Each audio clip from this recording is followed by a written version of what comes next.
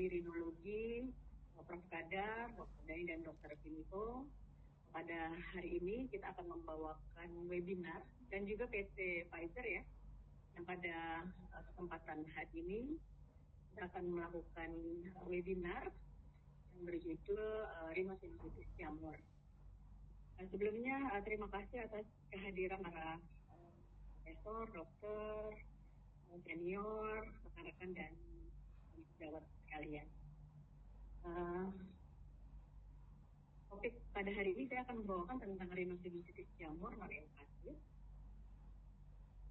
Yang terlihat ya, Mbak? Sudah lihat ya. Kita mulai dari pendahuluan.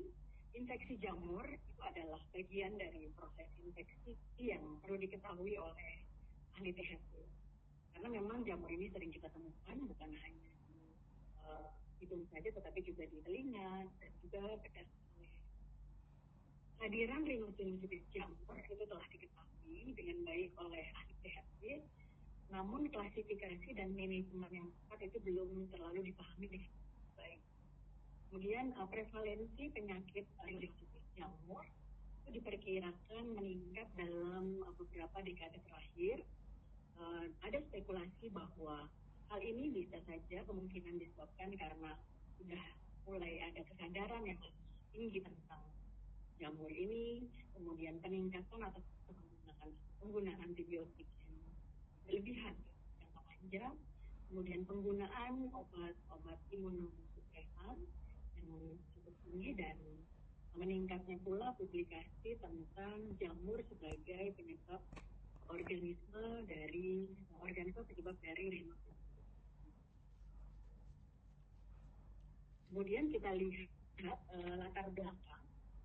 Jadi memang infeksi jamur ini merupakan salah satu dari 4 subkelompok mikrobiologis utama, di mana jamur ini dia dapat memiliki 2 bentukan yang berbeda. Jadi yang pertama ada yeast, di mana merupakan organisme yang uniseluler, dan yang kedua adalah mold atau kapang yang merupakan organisme berseratus bercabang, sehingga bentukan ini lebih mudah diidentifikasi. Sampai pada tingkatan tertentu, jamur ini bisa berada di antara kedua bentukan ini. Jumlah yang jauh lebih kecil juga biasanya merupakan mikroorganisme yang relevan secara klinis. Dan kita ketahui bahwa jamur ini jumlahnya juga cukup tinggi, ya, jumlah variannya sekitar 20.000 hingga. Dan hal ini sama halnya dengan bakteri, virus, parasit, dan lainnya. Jenis jamur yang paling sering adalah spesies Candida dan spesies Aspergillus. Ada juga jenis jamur yang jarang ditemui, tapi dikenal karena potensinya yang invasif, seperti jamur dari Ordo zygomycota atau Ordo zygomycotes, seperti Mucor, Rhizopus, Apophysomites, dan lain-lainnya. Jamur ini yang dahlia itu lebih sering terlihat dan terlibat pada individu dengan gangguan kekebalan atau imunokompromis. Terus Mucor mycos. Kemudian pada keadaan yang normal, pada kondisi yang normal, sebenarnya jamur ini pada saat kita melakukan sampai sekarang dia akan terhirup, gitu ya, akan terinspirasi ke mukosa yang merupakan bagian dari flora simunasal yang normal. Dan kemudian nanti jamur ini akan dihancurkan oleh satu sistem transportasi glukosa biliar ya, kayak di imunologi yang berfungsi secara normal. Tapi pada keadaan yang atau lingkungan yang mendukung, jamur ini bisa berpotensi menjadi patologi. Misalnya pada lingkungan-lingkungan seperti misalnya penggunaan antibiotik panjang, ventilasi yang buruk, lingkungan yang gelap dan lembab, serta gangguan kekebalan. Hal ini akan mengganggu jalur imunologi sehingga infeksi jamur itu juga meningkat.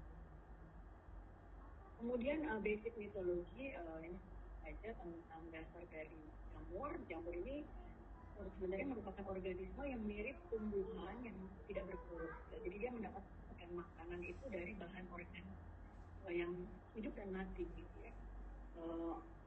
disebut juga organisme eukariotik dan ubiquitous, artinya dia berada di hampir di seluruh tubuh manusia, juga pada lingkungan hidup dan secara langsung. Klasifikasi dari jamur sendiri berdasarkan nomenklatur klinis itu didasarkan sebenarnya berdasarkan 3 hal. Yang pertama, situs infeksi, artinya letaknya. Bisa infeksinya di superficial, kemudian bisa di kulit, kemudian di subkutan, ataupun di sistemik di bagian datar. Tergantung jenis dari jamurnya dan derajat keterlibatan jaringan, serta respon penjamu terhadap patogen. Kemudian yang kedua ada rute akuisisi. Jadi rute akuisisi ini ada yang eksogen dan endogen, di mana kalau eksogen itu bisa melalui udara pada saat bernafas, inspirasi. Jadi nanti dia akan, spora jamur itu akan terhirup dan akan menempel pada mukosa saluran nafas atas pada hidung ya terutama. Kemudian yang eksogen juga selain melalui udara juga dari kulit atau perkutan. Kemudian endogen ini sebenarnya jamur itu sebenarnya merupakan flora yang normal gitu ya, merupakan anggota flora normal itu sebenarnya di dalam ya jamur gitu ya. Ada yang endogen ini di mana jamur-jamur itu mengadakan kolonisasi ataupun pengaktifan kembali endogen. Dan yang ketiga adanya jenis virulensi jamur. Jenis virulensi jamur ini ada yang jamur patogen sebagai patogen primer, di mana jamur ini dapat menginfeksi pada inang yang normal atau imunokompetent. Dan yang kedua adalah yang oportunistik, patogen oportunistik, di mana jamur ini dapat mengakibatkan penyakit, terutama pada individu-individu dengan sistem imun yang terganggu atau imunokompetent. Dan hanya sekitar beberapa lusin saja dari jamur ini dapat mengakibatkan 90%, lebih dari 90%. Kemudian kita beralih pada fungal rhinosinusitis atau rhinosinusitis jamur. Jadi memang klasifikasi awalnya itu berdasarkan organisme penyebab sebagai deskriptor. Misalnya penyebabnya aspergillosis atau lain-lain.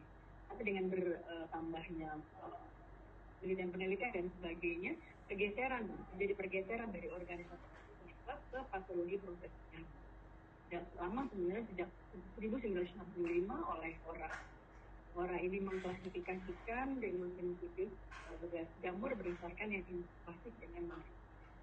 Yang invasif itu bergantung pada potensi tipe jamur untuk menyerang jaringan baru epitel, dan non-invasif itu hanya terbatas pada epitel yang superficial.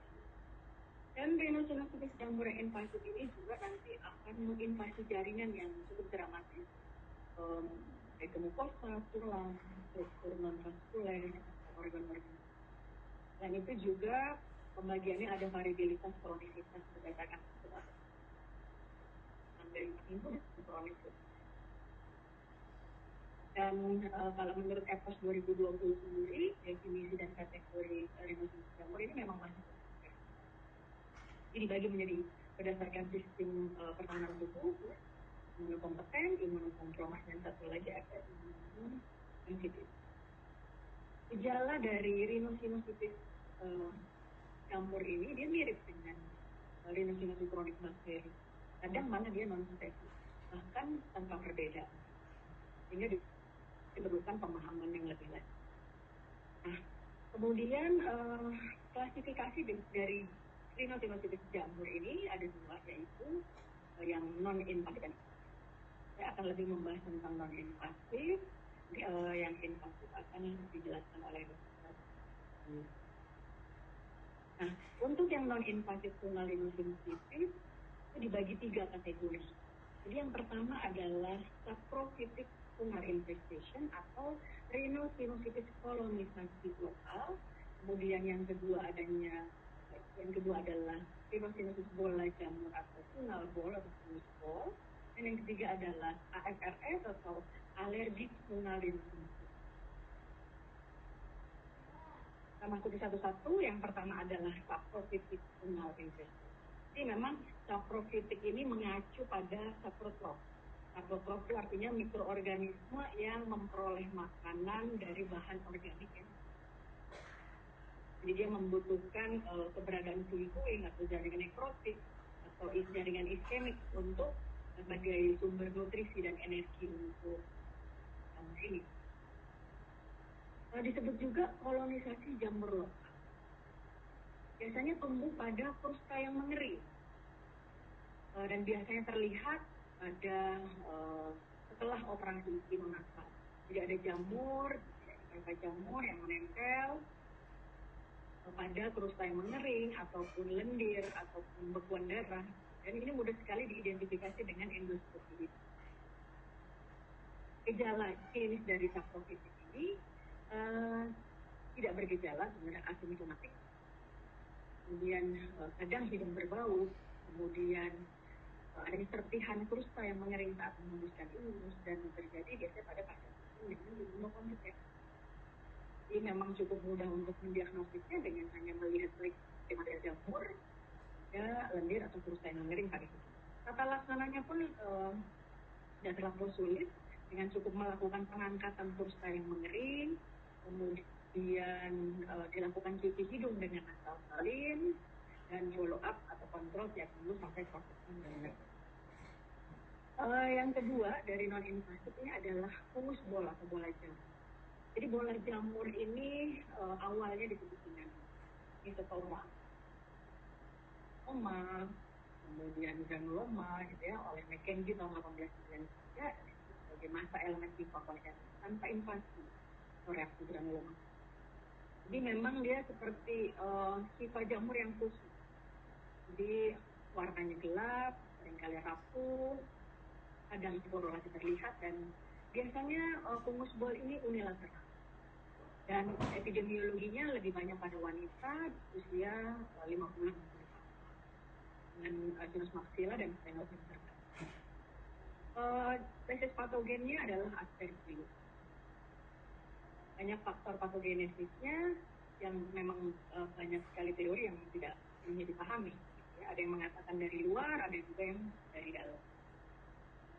Faktor predisposisi, jadi memang kalau dari anamnesis biasanya kita tanyakan apakah ada perawatan epidemiologis sebelumnya.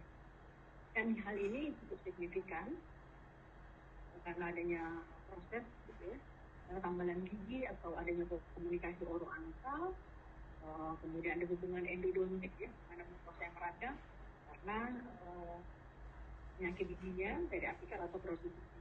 Kedua, adanya faktor predisposisi lain dikatakan bahwa adanya obstruksi dari fomiat lagi terbentuk neosteogenesis.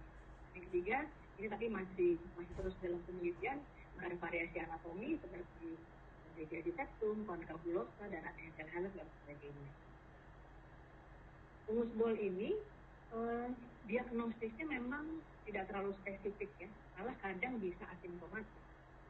Gejalanya mulai dari nyeri wajah, gitu ya, dari retroorbital, sphenoid, terus ada lendir yang purulen, denorepurulen, ya, ada postnasal drip, anosmia, kemudian hidung buntu. Dari endoskopi sendiri, bila kita lihat peradangan mukosanya memang masih normal hingga ringan, tanpa mengungkap ciri lainnya. Gitu ya. Jadi ada rhinorhexis, mukosa edem dengan kadang pembentukan polip. Tanda klasiknya dia seperti keju ya, keju dan tanah liat, lendir yang mengendap seperti keju dan kayak seperti pla gitu ya. Dimana tanda ini sensitif 100% dan spesifikasinya 99%. Nah ini makroskopisnya, jadi lesinya bervariasi, mulai dari puing-puing yang lembut, basah, gitu ya, warnanya juga putih, bisa kuning, kecoklatan, sampai kehijauan, maupun coklat kehitaman. Radiologi dari fungus bol, jadi terdapat sklerosis tulang pada dinding sinus yang terlibat. Itu sering. Dimana juga terjadi opasifikasi, seperti maksiputen, ya. Dia gambaran kayak metalik gitu ya, di dalam rongga sinus. Dan biasanya sinus yang terlibat dia lebih kecil ya, Jadi kayak kecil gitu ukurannya dibandingkan yang kontralateral yang tidak terlibat, kemudian terjadi kalsifikasi, ya, kalsifikasi hiperdensitas karena mewakili elemen logam cat dalam jamur. Jadi biasanya pada tulang sinus dinding lateral dari sinus yang terdapat fungus bola ini lebih ya dibandingkan yang ya. Kemudian secara dari histopatologi terdapat infiltrasi sel radang kronis itu mulai ringan ya, tanpa invasi jaringan granuloma atau musim. Dan ini hal ini sesuai juga dengan EPOS 2000. Kemudian itu memberikan kriteria awal dan deskripsi di mana biasanya evidence radiologi pada sinusnya itu dapat klasifikasi dengan tanpa klasifikasi lokular terkait, kemudian ada tadi dengan mukopolen, isi, tekanan liar dalam sinus, ada konglomerasi padat dari pipa yang kusut, pisah tentang berdekatan dengan bekas pernafasan sinus, kemudian ada reaksi inflamasinya, dia bervariasi dan tidak ada bukti adanya infeksi. Dari pemeriksaan mikroskop, methanomin silver atau perwarnaan khusus. Bagaimana manajemen dari fungus bola ini? Bola jamur ini kan dikatakan tidak invasif, sehingga terapi sistemik atau topikal dan terapi medis anti jamur itu tidak perlu, tidak tepat. Penyakit ini cukup ditangani dengan dilakukan operasi untuk pembersihan material jamur dengan operasi PES pada sinus yang terlibat. Kemudian kita memperhatikan faktor-faktor yang berkontribusi seperti penyebab etiologi fistula antral atau sisa amalgam. Dan biasanya kita juga lakukan biopsi gitu ya, sampel sekitar mukosa untuk menyingkirkan apakah ada penyakit jamur ya. Nah, ini dari EPOS 2020 bahwa memang fungus bola ini merupakan fenotype ya, lokal yang unilateral. Nah, bagaimana dengan DD dari fungus bola? Katakan tadi fungus bola itu unilateral. Biasanya kita DD-kan, kita diagnosis banding dengan sinusitis odontogeni unilateral, kemudian polip antropana dan papilloma NF. Ya, ini gambarannya itu sebenarnya hampir sama ya, sinusitis unilateral yang odontogeni. Ini juga ada riwayat juga dari gigi ya, bisa dari infeksi gigi, bisa dengan granulasi, jadi ke arah sinus, dan tidak terganggu dan menghambat kejadian. Kumannya juga bisa menyebar secara langsung dari gigi ke sinus maksil. Kemudian DD yang kedua adalah polip antropana. Jadi biasanya sama-sama dia unilateral juga. Tapi kalau polip antropana kan memang kita jelas melihat bahwa adanya suatu masalah kemaluan, baik itu di rongga hidung, kemudian ada di bagian yang hidungnya dan di bagian koananya. Dengan keluh hidung bintik unilateral juga. Kemudian satu lagi papilloma inverted. Gambarannya memang hampir sama, tapi papilloma inverted dia khas, biasanya lendirnya berdarah. Kemudian terjadi pada usia 40-60 tahun, dia juga unilateral. Ya.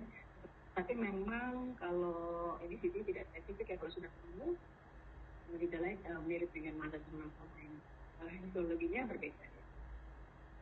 Kemudian yang ketiga adalah alergi fungal rhinosinusitis. Jadi ini merupakan bentukan dari alergi fungal yang non-invasif. Sebenarnya ini sudah lama sekali, ini sejak tahun 1981 oleh Miller dan kawan-kawan. Kemudian istilahnya ini memang juga sudah lama sekali, jadi sering disamakan dengan histologi dari ABPA atau alergik bronchopulmoner virus. Alergik fungal rhinosinusitis atau ARVS ini dianggap bentuk yang paling umum dari jamur. Dan kriterianya cukup unik ini. Berdasarkan gejala klinis, radiologi dan histologi. Biasanya ARVS ini juga pada pasien-pasien dengan status yang non-kompeten, jamur Kalau yang berefek imunitas sensitif, jadi berpotensi jamur ini akan mengkolonisasi dan melakukan peradangan adanya infeksi.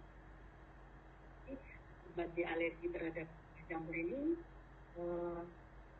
akan mengadakan suatu kemampuan lebih spesifik lagi komponen protein dari jamur untuk melakukan peradangan yang diperlukan air. Dan memang AFFF ini tidak seperti laksanaan rhinosinusitis. Cara perawatannya adalah bukan pembedahan saja, bukan hanya pembedahan saja, remedi saja juga tidak efektif untuk mengurangi memang kombinasi. Nah ini kalau kita lihat biasanya pada alergi semua ini pada remaja dan dewasa muda umumnya. Kalau umur 21 tahun, dia lebih mudah daripada bentukan pasien RX-nya dengan polit.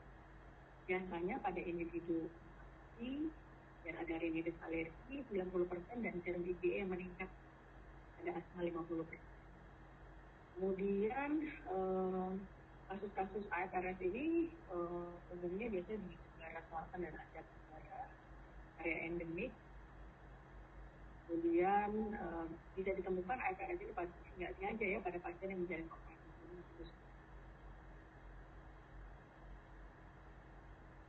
Nah, untuk AFRS ini diagnosis masih juga menggunakan kriteria yang sering dipakai, yaitu kriteria Bent dan Kuhn, di mana bila terdapat 3 dari 5 kriteria mayor, ada tipe 1 hipersensitif berdasarkan tes IgE, terus PT dan clinical history, kemudian adanya nasal polyp, terus adanya karakteristik dari radiologi, adanya musil eosinofilik tanpa invasi, dan adanya ditemukannya jamur positif.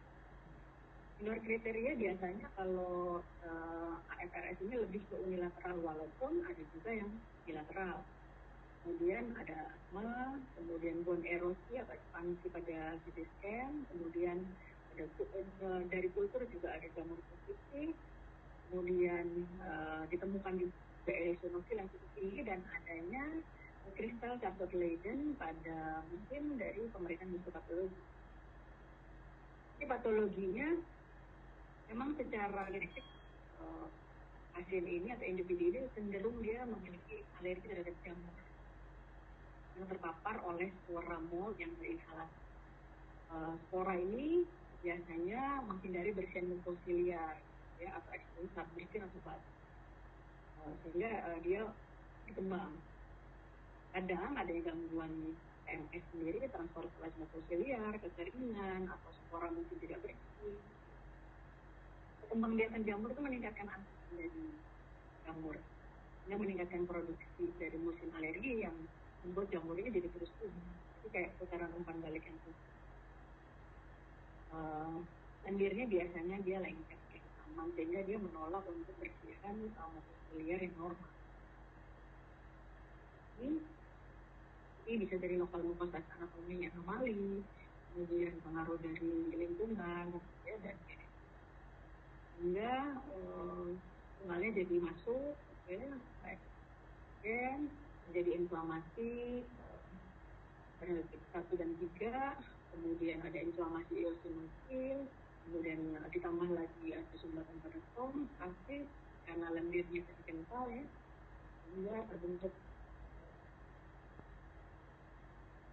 Ini kalau kita lihat memang selain Bent dan Kuhn, kriteria diagnosis yang paling banyak diterima diagnosisnya itu berdasarkan klinis, radiologis, dan histologi.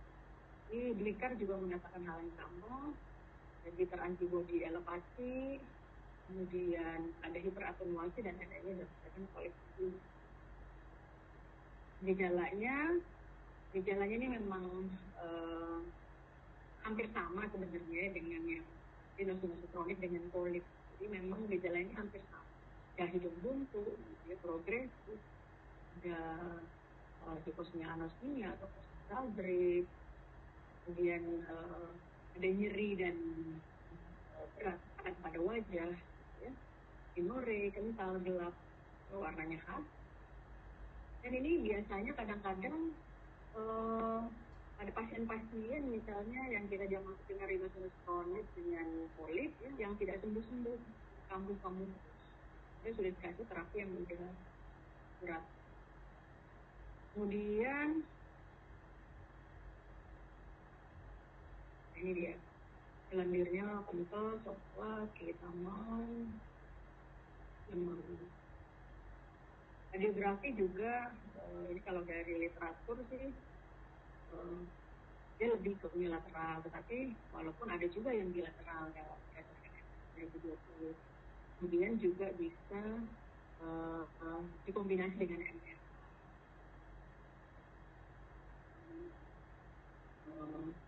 Bilateral dan kemudian dari histopatologinya memang terdapat mesin alergi, ya. Jadi seperti lapisan kulit bawang, ada klaster nekrotik dan degranulasi eosinophil. Kemudian ada gambaran kayak kristal, gitu, kristal Charles of Leyden. Dari gambaran bagaimana dengan manajemen alergi semua? Jadi perawatan medis dan bedah harusnya dilakukan. Namun pasien itu sering menjalani perawatan medis dan bedah sebelum didiagnosa. Dan sebenarnya kalau jadi kita ketahuannya setelah operasi. Namun sebenarnya menurut Bendenburg harusnya modal musim dan jamur itu bisa untuk membedakan diagnosis awal sebelum dilakukan tindakan bedah. Kemudian biasanya pasca operasi baru bukti AFR. Dan memang kunci keberhasilannya sih memang distorsi anatomi, itu saluran keluar sinus harus baik, ya, hubungan dengan keterlibatan orbita juga tingginya angka kekambuhan, jadi pasien udah diobati dengan non pembedahan ya, itu kambuh-kambuhan terus, ya, dan harus dilakukan pembedahan dengan pembersihan penuh material jamur serta pemulihan jalur drainase. Kemudian manajemen lain adalah sampel itu harus kita kirim ke histologi, mikrobiologi, ya, histopatologi, ya, termasuk sampel polip dan musin. Pewarnaan jamur juga kultur. Kemudian kalau dari histopatologi itu juga mempengaruhi ya, ada tidaknya invasi ke mukosa atau pembuluh darah dan tulang. Itu merupakan kunci manajemen. Dan perawatan pasca operasi, kalau menurut Gan dan kawan-kawan tahun 2014 merekomendasikan pemberian steroid oral dan topikal. Penggunaan anti jamur oral dan imunoterapi itu biasanya pada kasus dan refraktor. Kemudian kortikosteroid. Penggunaan kortikosteroid ini bisa oral dan topikal, dia terbukti bermanfaat. Karena alasan yang sama seperti pada rhinoceros kronis. Kemudian penekanan respon inflamasi, eosinophil dan kadar IgE itu telah diberikan juga. Ya. Tapi memang regimen untuk steroid oral itu belum dilaporkan. Dan terapi oral kepanjangan kadang ditolak, gitu ya, karena takut ini akan memprovokasi efek samping yang merugikan. Dr. Yohan, 2 menit lagi.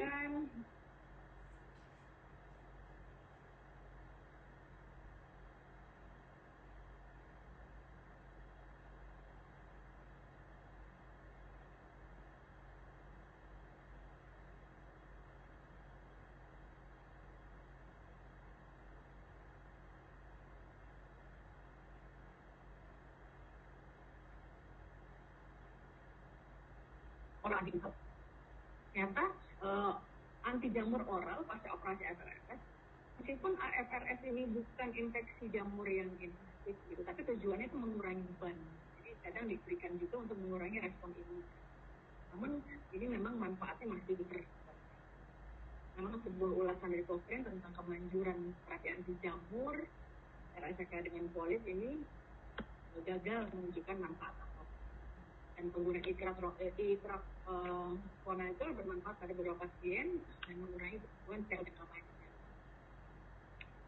Ya, penggunaan levotrien dikatakan juga seperti montelukast telah diteliti dalam AFSS, gitu ya, cukup bermanfaat terutama pada AFSS yang refraktif terhadap terapi konvensional.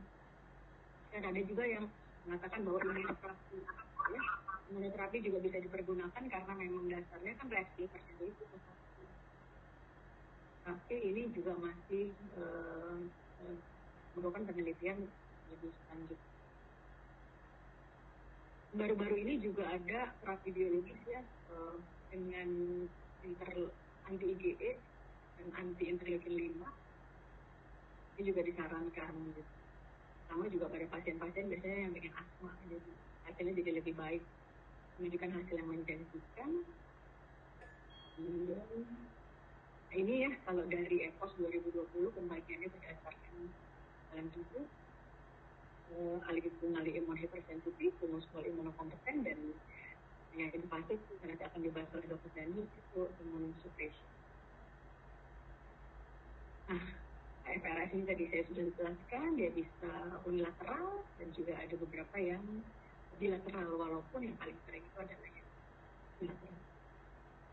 Terima kasih. Demikian Prof yang bisa saya sampaikan.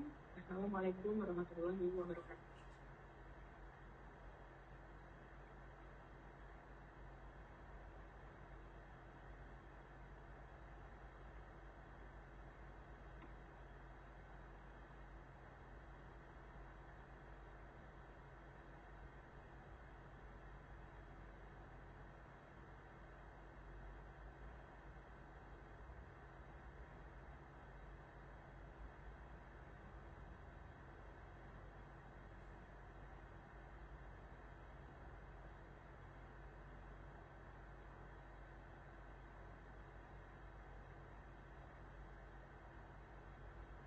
Terima kasih Dr. Iwan. Sepertinya Profesor Raffesda ada masalah dengan jaringan. Terima kasih untuk pemaparannya. Mungkin kita bisa lanjutkan langsung ke pembicara kedua, yaitu Dr. Ratmo atau Dr. Dani untuk menyampaikan topik mengenai sinusitis jamur invasif. Adapun riwayat pekerjaan beliau adalah ketua divisi rinologi Departemen Bedah Kepala dan Leher di Fakultas Kedokteran Universitas Indonesia dan juga di Rumah Sakit RSCM. Kepada Dr. Dani, saya persilahkan. Terima kasih. Terima kasih Ibu Ayam. Apakah suara saya terdengar?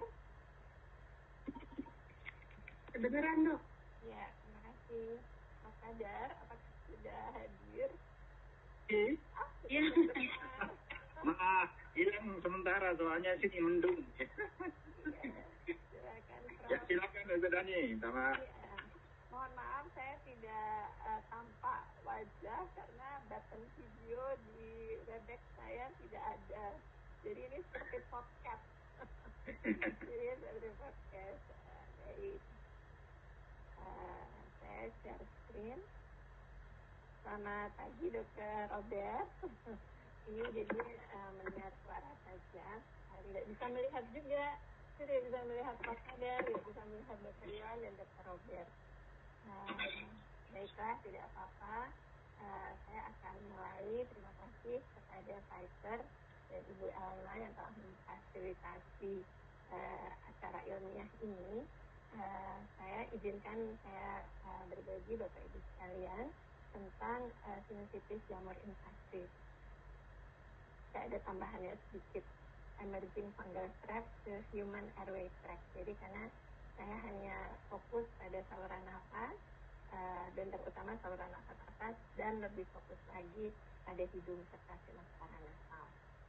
Baiklah, jadi kalau kita lihat bahwa sebenarnya manusia itu di dunia dia proporsinya hanya 0,01% dari seluruh makhluk hidup yang lain.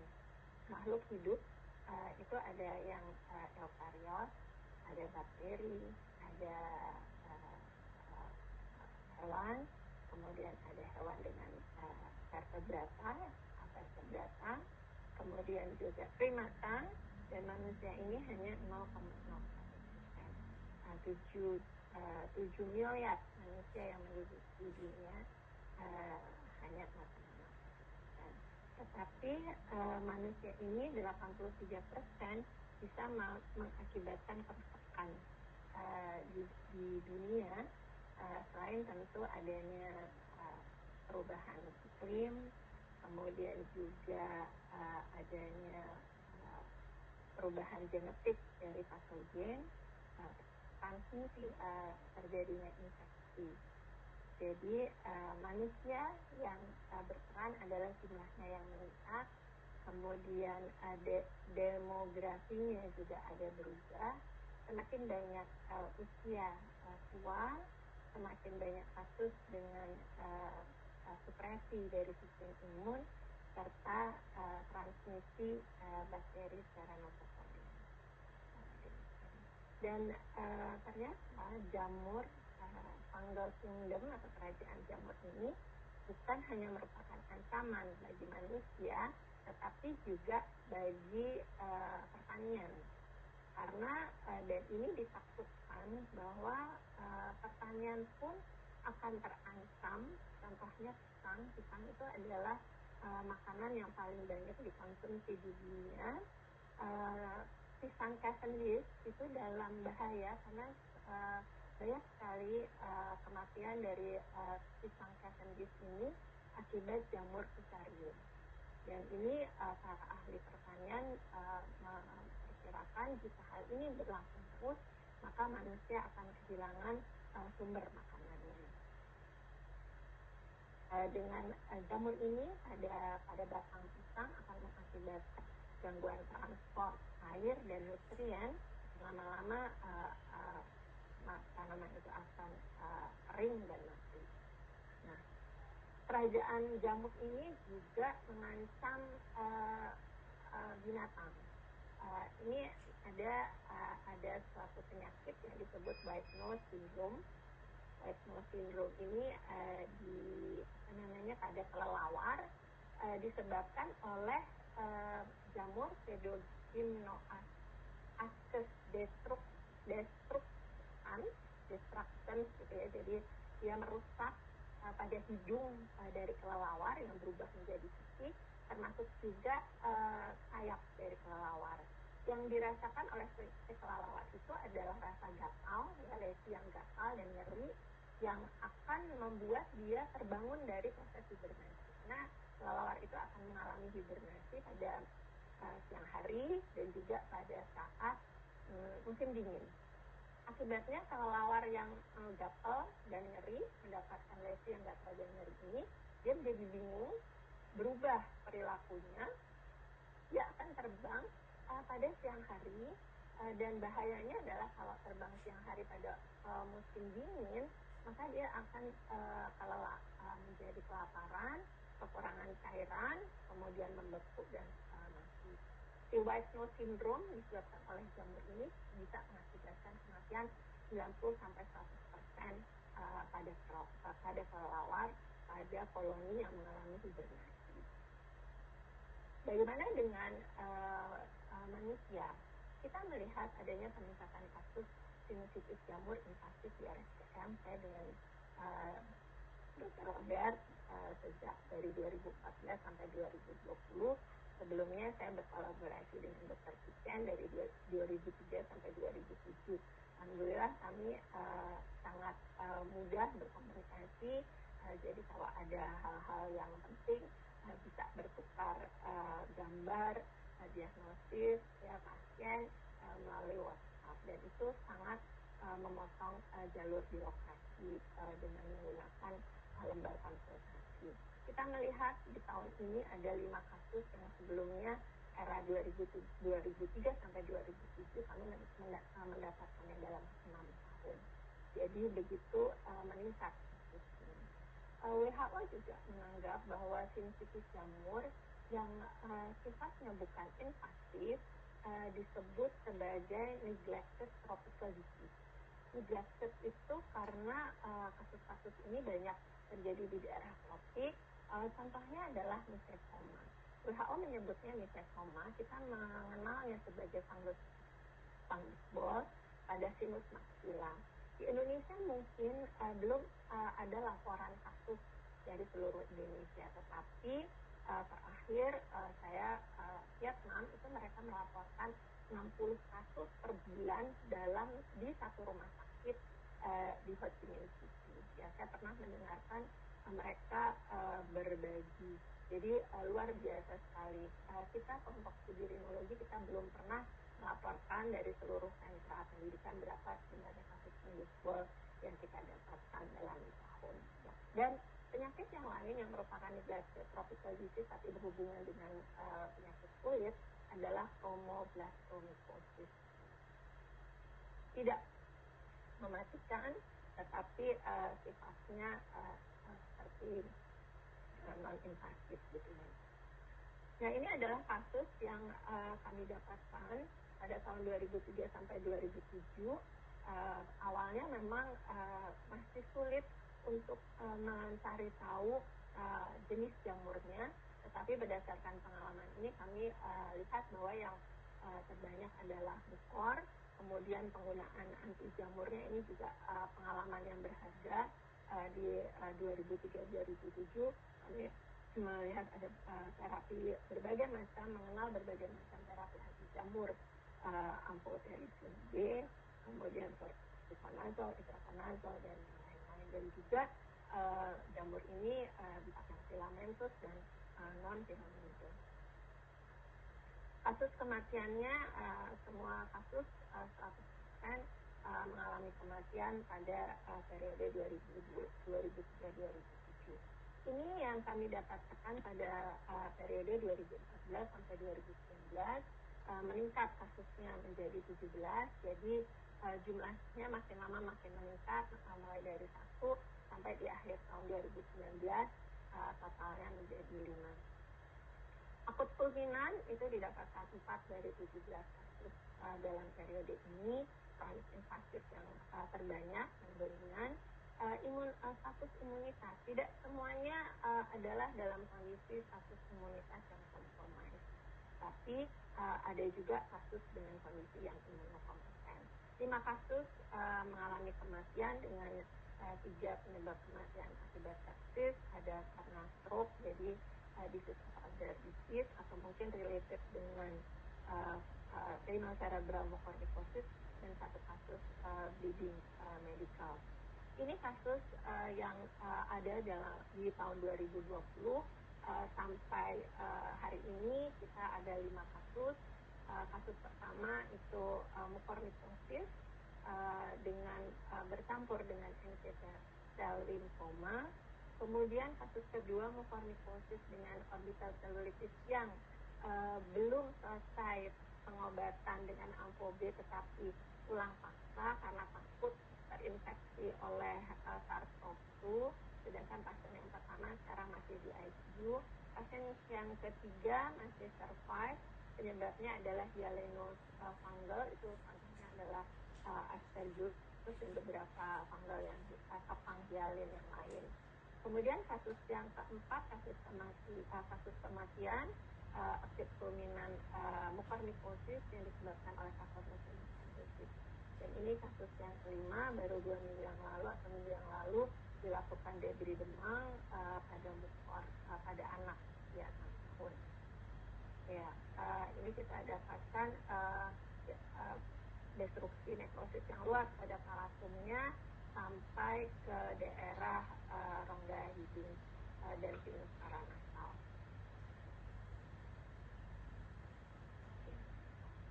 Semua kasus yang akut fulminan 2014 sampai 2020, total kasusnya ada 5 kasus dengan kematian. Jadi ini kasusnya kurang dari 3 bulan, pasiennya meninggal akibat sepsisnya atau akibat komplikasi orbital, biasanya terjadi trombosis dari sinus cavernosus.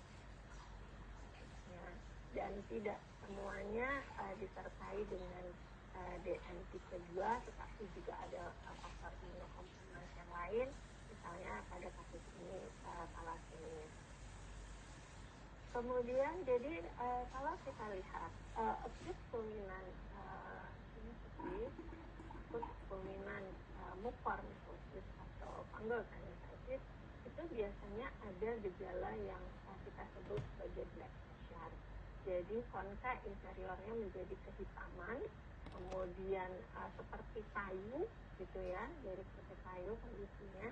Pasien ini adalah pasien trombosis sinus cavernosus.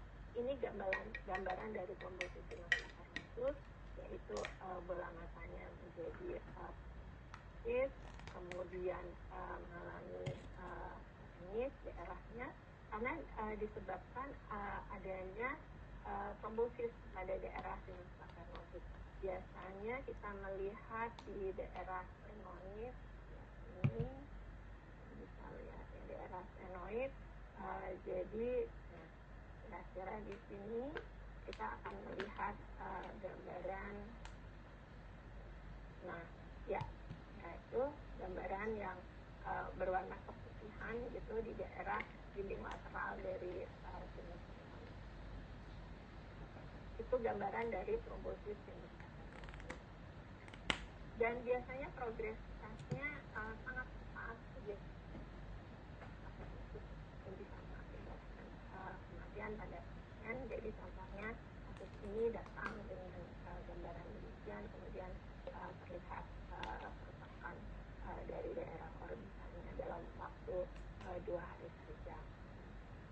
Ini gambaran yang harus selalu diingat bahwa ketika kita mendapatkan kasus curigaan dari sinusitis jamur invasif yang akut dominan, maka biasanya ada ditemukan black pressure, kita menyebutnya black pressure, yaitu jaringan nekrosis berwarna kehitaman dengan lesi yang destruktif luas, dan biasanya terjadi kurang dari 4 minggu. Perluasan secara cepat baik dari orbital maupun dan jamur mukor biasanya sebagai penyebab.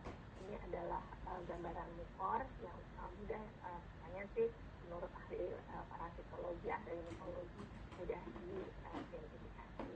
Kasusnya 100% di 2003 mengalami kematian, 50% di periode kedua, dan di tahun ini kami sudah mendapatkan 1 kasus kematian akibat sinusitis jamur invasif yang fulminan akut.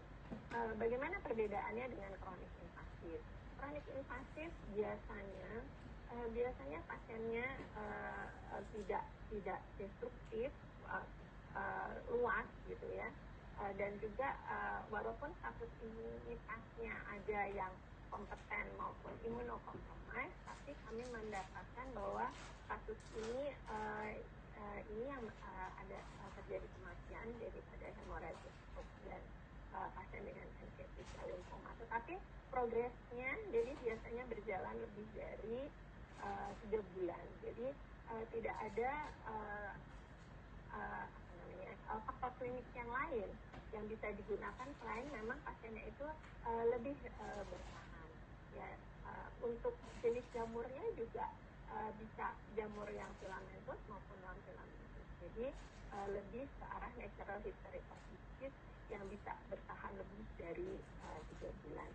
Ini contohnya, walaupun pasiennya ada acute kidney injury, kemudian dan yang lain-lain, kasus kematian hanya terjadi pada pasien yang di 2014 sampai 2019 karena jadi bersama keganasan limfoma malignas.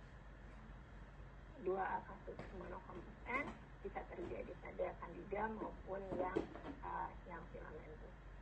Ini contoh pasien yang survive dengan chronic invasive fungal sinusitis dengan sistem imun yang kompeten. Kita lihat destruksi luas dari septum, kemudian gambarannya seperti atrofi, tetapi atrofinya itu lebih yang hebat gitu ya. Jadi hampir tidak ada struktur yang terlihat lagi dari konka media dan konka inferior, dan kita lihat juga ada terjadi sedalnus ya. Jadi ada beberapa kasus yang lebih terisolasi, tetapi kita bisa melihat ada sedalnus ya. Ini kasus yang terbukti sebagai chronic invasive fungal sinusitis dengan etiologi Candida tuberculosis. Karena ada kasus lain misalnya, tetapi kita tidak bisa membuktikan etiologi jamur ini. Berikutnya ini adalah yang non-filamentous yang lain yang disebabkan oleh Candida putih dan Candida glabrata. Diduga ada imunokompromis karena ada limfositopenia, CD4 limfositopenia, tetapi tidak diketahui penyebabnya. Gambarannya sama, jadi black pressure, kemudian destruksi luas, ini sudah mengalami destruksi pada daerah talassemia, ya gambarannya. Kemudian pada pasien ini juga disertai dengan selulitis orbita yang tidak berespons walaupun obat mikamin dan fluconazol ini sudah diberikan. Jadi karena ada peningkatan kadar IgE, ini masalah endotyping dan juga procalcitoninnya masih dalam batas bukan suatu infeksi yang berat, maka bisa diberikan steroid, ya walaupun ini masih kontroversi, tetapi kami melihat berbagai respons yang baik asal pemberiannya adalah pada pagi hari dan hanya 1 kali sehari saja. Jadi mengikuti irama sirkadian dari steroid kortisol alamiah yang diekspresi oleh tubuh kita. Ini responsnya cukup bagus dengan pemberian pasiennya juga masih survive, ya. Yang berikutnya ini adalah 2 kasus yang terjadi bersama dengan keganasan.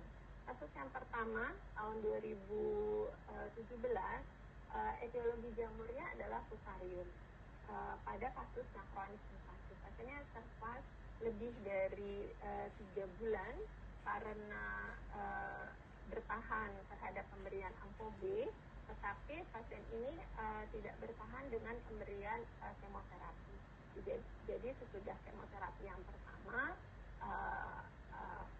pasiennya mengalami diare, kemudian tidak berkunjung kembali. Waktu dikontak ternyata pasien mengalami dehidrasi dan wafat, ya. Jadi ini kasus yang bersama. Kita awalnya adalah selalu mengangkat seluruh jaringannya ini, kemudian dikirim untuk pemeriksaan histologi, dan juga pada jaringan yang sama diperiksa untuk pemeriksaan histopatologi. Jadi kita akan mendapatkan 2 kasus terjadi bersamaan. Kasus yang berikutnya ini adalah kasus yang sekarang masih dirawat di ICU dengan sama mukormikosis yang sifatnya akut fulminan. Kejadiannya kurang dari 3 minggu. Awalnya hanya ada defek pada dorsum nasi seperti ini. Ini defeknya awalnya kecil sekali, kemudian makin lama makin lebar seperti ini, kemudian makin terdestruksi. Ini pasca dilakukan debri demam, dan pada setiap pemeriksaan atau debri demam kita mengirim jaringan ke histopatologi, baru pada pemeriksaan yang ketiga didapatkan HNK T-cell lymphoma. Ya, ini destruksinya luas sekali. Pasien ini imunokompeten, ya, tidak ada diabetes, tidak ada apa-apa. Jadi seorang ayah yang bertanggung jawab, bekerja untuk keluarganya. Jadi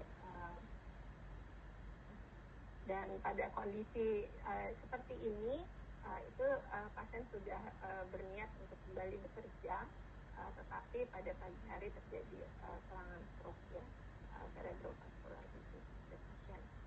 Jadi yang menjadi pertanyaan untuk kita adalah mana sih yang lebih duluan? Apakah pada pasien ini memang sebenarnya sudah terjadi gambaran limfoma NK T-cell, ya, yang ekstranodal di nasal, dan kemudian bersama dengan invasi fungal infeksi. Kita tahu bahwa sebenarnya natural killer cells itu memang berfungsi untuk mengeliminasi bukan hanya jamur, tapi juga bakteri dan sel-sel tumor. Dan NK T-cell ini diregulasi untuk memberikan imunitas terhadap jamur yang sistemik adalah melalui mediator interleukin 17. Jadi kompetensi dari NKT cells, natural killer cells untuk melindungi tubuh kita terhadap infeksi jamur sistemik itu diperantarai oleh interleukin 17. Lalu jika demikian, maka menjadi pertanyaan berikutnya dan mungkin kita akan mendiskusikan hal ini, mana sebenarnya yang harus ditreatment terlebih dahulu, infeksi selnya kah yang memicu terjadinya proses kerentanan terhadap infeksi jamur sehingga infeksi jamur yang menjadi sangat masif, atau justru keadaan ini bisa berdiri sendiri. Belum dapat jawaban karena memang kasusnya masih sangat terbatas. Lalu bagaimana dengan treatment? Dr. Robert akan menjelaskan tentang penata laksanaan jamur invasif, jenis jamur invasif, dan ada berbagai pertimbangan dari jenis jamurnya, kemudian juga fungsi ginjal terutama pada kasus-kasus untuk pemberian amphotericin B. Tetapi kita sebagai dokter bedah, saya berusaha mencari apakah ada obat yang sifatnya lokal. Dahulu kami menggunakan cuci hidung amphotericin B, tetapi di dalam era JCI ini ketika kita harus mencampur amphotericin B dengan dextrose 5% digunakan untuk irigasi hidung menjadi tidak justified karena memang hanya ada satu literatur dan satu literatur lama yang menyebutkan. Kami kemudian berusaha mencari tahu kira-kira apa nih yang bisa digunakan sebagai terapi tambahan pada sinusitis jamur invasif, terutama pada pasca debris demam. Jadi ternyata ada satu literatur, tetapi memang literatur ini bukan dari jurnal yang berkualitas Q1 mungkin, tetapi ada bukti yang diperlihatkan bahwa dengan menggunakan tampon madu pada daerah palatum ternyata bisa mempercepat terjadinya jaringan granulasi dan penyembuhan luka. Jadi memang mari kalau kita bersama-sama bisa menyembuhkan kasus jamur terutama yang menyerang daerah palatum atau hidung, mungkin kita bisa bersama melakukan semacam penelitian multi-center karena tidak mungkin hanya terdiri dari satu center saja untuk melakukan penelitian ini karena kasus yang jarang. Demikian sebagai penutup, jadi sekali lagi kita ada di dalam era pandemi yang mengingatkan kita bahwa kita ini harus benar-benar menjaga dunia, walaupun kita 0,01%, tetapi kita adalah khalifah di dunia ini. Jadi terbukti bahwa mungkin kita bukan merupakan pemimpin dunia yang baik karena kita begitu mudah dieliminasi oleh virus maupun oleh jamur. Kita melihat pergerakan atau trennya demikian, dan ini tentu memerlukan suatu karena ini hal yang menarik tapi tidak bisa kita belajar sendiri, jadi diperlukan kolaborasi multidisiplin. Dan saya mengingatkan sekali lagi bahwa diagnosis itu sangat penting dengan melakukan handling yang baik dari jaringan. Jadi kita mengirim jaringan biasanya kalau di sentra kita memang tidak bisa tidak bisa kelebihan yang kita miliki kita bisa mengirim ke berbagai sentra, tapi kita juga mungkin harus mendiskusikannya bagaimana dengan teman-teman yang di daerah dengan fasilitas yang terbatas, tetapi paling tidak seluruh jaringan maupun perusahaannya dimasukkan dalam NaCl, kemudian dikirim ke bagian mikologi, sedangkan jaringan yang dimasukkan di dalam formalin itu dikirim ke patologi anatomi. Dan jangan lupa juga melakukan nasal swab untuk mencari faktor mikrobanya. Demikian Prof. Sadar, mudah-mudahan bisa bermanfaat dan menambah sudut pandang kita terhadap sinusitis jamur invasif. Terima kasih. Terima kasih Dr. Rani, penjelasannya sangat pencerahan ya. Jadi kita ini banyak kasus-kasus yang terlewatkan karena kita cuma melihat dari segi defek. Misalnya kasus-kasus limfoma tapi tidak aware terhadap infeksi jamurnya. Ya, sangat bagus sekali, Pak. Pembicara ketiga, saya persilakan Dr. Robert Sinto, spesialis penyakit dalam, konsultan penyakit tropis dan infeksi. S1, S2 dan S3-nya dari Universitas Indonesia dan sekarang sebagai staf pada divisi penyakit tropis dan infeksi Departemen Ilmu Penyakit Dalam Fakultas Kedokteran Universitas Indonesia. Saya persilakan Dr. Robert dengan topik mengenai penata laksanaan sinusitis jamur invasif.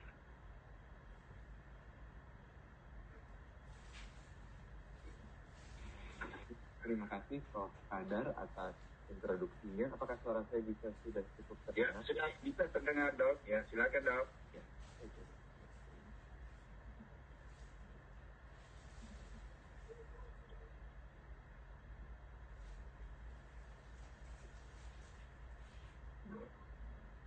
Baik, terima kasih Prof. Kadar atas introduksinya.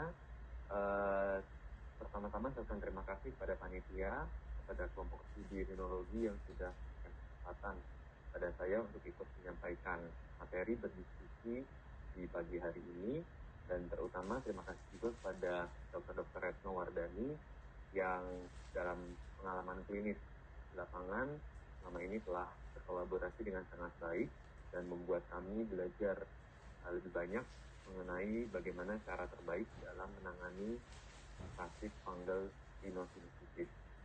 Saya akan coba menyajikan materi untuk bisa kita diskusikan bersama. Jadi memang seperti yang Dr. Dani katakan, bahwa penanganan invasive fungal rhinosinusitis merupakan kerjasama yang harus terjalin baik dari sejawat THT sebagai bedah, gitu ya. Kemudian kami dari sisi medik, dan saya juga mengerti bahwa tidak banyak spesialis penyakit dalam konsultan infeksi yang tersebar di Indonesia, sehingga kalau memang ini bisa dikerjakan dengan baik dengan spesialis penyakit dalam atau spesialis anak, ini menjadi sumbangsi yang baik dari sejawat di bidang penyakit telinga, hidung, dan tenggorokan. Ada dua outline yang akan saya coba sajikan. Yang pertama saya akan menyajikan dulu mengenai general prinsip dari tata laksana invasive fungal rhinosinusitis, dan baru saya secara spesifik akan menyasar isu mengenai terapi antifungal. Jadi ini adalah dasar utama supaya kita tidak terbingung-bingung di dalam menangani infeksi jamur rhinosinusitis. Jadi tadi sudah disampaikan sebetulnya oleh pembicara pertama bahwa ada yang kelompok non-invasif, ada kelompok yang invasif. Yang kelompok non-invasif ada 3 kelompok, yang invasif ada 3 kelompok juga, tapi 2 kelompok yang bawah sebetulnya ada irisan. Jadi saya penekanannya hanya pada kelompok yang invasive fungal rhinosinusitis. Jadi kalau bertemu elemen jamur di hidung gitu ya, pasien sinusitis kemudian bertemu dengan elemen jamur, maka kita harus mendudukan dahulu apakah ini kelompok yang non-invasif atau kelompok invasif, atau penanganannya nanti menjadi lebih terarah. Nah, saya batasi pembicaraan sesuai dengan permintaan, yaitu pada invasive fungal rhinosinusitis. Jadi ini adalah 4 langkah yang harus dikerjakan bersama-sama ketika sejawat mulai mencurigai bahwa pasien yang sejawat hadapi adalah pasien invasive fungal rhinosinusitis. Yang pertama adalah early diagnosis. Ini adalah kunci yang paling utama, dan karena itu sebetulnya keberhasilan pengobatan invasive fungal rhinosinusitis akan sangat ditentukan oleh sejawat dari THT. Karena kebanyakan pasien akan berobat ke THT, sejawat yang melihat pertama kali, karena itu sebetulnya kata kunci pertama kesuksesan itu adalah ada di tangan sejawat, apakah mampu melakukan diagnosis yang baik atau tidak. Nah, terkait dengan diagnosis ini nanti saya akan lebih dalam menyinggung sebentar saat ini. Tadi sudah sampaikan untuk area eksplorasi daerah hidung, tetapi yang sering dilupakan adalah tidak melakukan CT scan dari brain. Jadi sinus memang pasti sejawat akan banyak concern di situ, lakukan pemeriksaan CT scan sinus untuk melihat sejauh mana dia melebihi. Tetapi yang sering terlupa adalah lakukan pemeriksaan CT scan brain. Tadi ada satu contoh yang diceritakan oleh Dr. Retno, Dr. Dani, bahwa yang bersangkutan meninggal bukan karena sesuatu yang terjadi di hidung, tetapi ada perdarahan di intracerebral. Jadi memang jamur invasif itu akan bersifat pula angioinvasif. Dan ketika dia menjadi angioinvasif, dia bisa menginfiltrasi pembuluh darah, membuat nikotik aneurisma. Nikotik aneurisma pada bagian brain itu sering mengalami perdarahan, dan itu menjadi salah satu sebab meninggal pasien-pasien rhinosinusitis yang awalnya lokal di hidung, tapi ternyata ada penjalaran atau ada manifestasi pula di tempat lain. Karena itu CT scan brain harus dilakukan pada awal, tujuan untuk mendeteksi hal tersebut. Alasan yang kedua adalah supaya kita bisa memantau keberhasilan terapi. Ya, nanti kita akan sampai pada bagian ini. Yang pertama tadi saya sudah sampaikan, tadi early diagnosis menjadi penting. Yang kedua adalah menangani underlying predisposing risk factor. Jadi jamur-jamur rhinosinusitis kebanyakan ya, jadi tidak selalu merupakan jamur-jamur yang sifatnya opportunistik. Nah, jadi memperbaiki underlying predisposing risk factor adalah hal yang sangat penting, yang sama pentingnya dengan mengobati jamur tersebut. Yang ketiga, surgical debridement, jadi ini juga peran dari dokter THT, dan yang keempat adalah antifungal terapi. Yang tadi pertama sudah saya jelaskan tentang diagnosis ini. Yang kedua, risk factor. Jadi jangan berhenti hanya sampai ini adalah infeksi jamur, tapi harus cari risk factor-nya. Apa risk factor yang sering dijumpai? Yang pertama adalah penggunaan immunosuppressive agent. Jadi cari apakah ada immunosuppressive agent. Atau yang kedua adalah kalau dia diabetes mellitus, harus dikontrol gula darahnya. Yang ketiga, kalau dia neutropenia, segera tangani neutropenianya dengan menggunakan obat-obat VEGF untuk menaikkan neutrofilnya. Dan yang keempat adalah, tadi ada satu kasus yang menarik yang diceritakan dokter Dani, thalassemia. Jadi pasien-pasien thalassemia karena transfusi berulang akan sering mendapatkan timbunan besi. Nah, keadaan ekserbasi atau kelebihan besi ini ternyata juga meningkatkan risiko untuk jamur invasif. Karena itu upaya untuk memperbaiki reseptornya salah satunya adalah dengan cara menekan jumlah atau kadar ferritin dalam tubuhnya. Karena itu obat-obat besi harapnya dihindarkan ketika kita mendiagnosis pasien dengan invasi fungal rhinosinusitis. Jadi tadi selain berhenti sampai diagnosis, maka langkah berikutnya adalah cari risiko faktornya. Dari risk factor itu satu-satu kita harus tangani juga risk factor untuk mencegah si jamur ini menjadi berkembang biak atau kita harus meredam. Berikutnya adalah surgical debridement. Jadi jangan pernah melupakan peran dari debridement surgical, karena ini menjadi sangat penting bahwa anti jamur tidak akan bekerja dengan efektif kalau tidak dilakukan debridement dengan efektif. Alasannya adalah karena daerah jamur hidup adalah daerah nekrotik. Jadi blood vessel thrombosis terjadi, ada tisu nekrosis di situ yang mengakibatkan jamur itu akan sulit memenetrasi ke area infeksinya. Sehingga surgical debridement seluas mungkin, sebaik mungkin, itu menjadi tanggung jawab kita bersama dan terutama tanggung jawab teman-teman sejawat THT. Ada satu penelitian yang baik menunjukkan bahwa ternyata surgery as primary therapy itu merupakan risk factor untuk mortality yang signifikan. Jadi dia sifatnya prognostiknya, prediktifnya protektif. Jadi artinya kalau kita lakukan surgical debridement dengan baik, itu outcome-nya akan menjadi baik. Ya. Nah, tapi harus diperhatikan ini confounding by imitation. Karena apa? Karena pada kenyataannya yang bisa melakukan, yang dilakukan operasi adalah mereka yang keadaan umum baik. Jadi kalau kita dapatnya sudah late, keadaan umum sudah jelek, sulit dilakukan debridement, mungkin saja dia meninggal bukan karena tidak debridement saja, tapi karena memang kita bertemu dalam keadaan yang sudah late. Dan pada beberapa kasus kita sering menjumpai keadaan tersebut sehingga keadaan ini tidak memungkinkan agar pasien menjalani tindakan debridement pembedahan. Karena itu sebetulnya waktu yang paling perfect untuk melakukan surgical debridement itu belum diketahui. Tetapi secepat mungkin keadaan umum bisa baik, maka lakukan itu dengan segera mungkin. Ketika keadaan umum tidak memungkinkan, maka kita dapat memulai anti jamur dahulu, tetapi ketika keadaan telah baik, telah memungkinkan keadaan umum baik, segera lakukan debridement surgical. Nah, debridement surgical ini, tadi Dr. Dani sudah singgung, tidak hanya bertujuan terapeutik, tetapi kita bisa mendapatkan data histopatologi dan terutama data mikologi, mikrobiologi yang akan nanti sangat penting di dalam menggait pengobatan. Ini poin yang tadi, cerita diterima. Sekarang saya akan merinci pada antifungal terapi. Saya bagi dua kelompok, yang tadi acute fulminant invasive fungal rhinosinusitis, dan nanti yang ada chronic granulomatous invasive fungal rhinosinusitis. Nah, untuk mereka yang secara klinis gejala tegakkan acute fulminant invasive fungal rhinosinusitis, maka ada dua spesies utama yang teman-teman harus mulai memperkirakan. Apakah ini mukor? Apakah ini aspergillus? Ini dua kelompok yang paling utama membedakan. Nah, yang membedakan bisa sebetulnya kita bisa meminta bantuan pemeriksaan kultur, itu yang pertama, atau direct mikroskopi.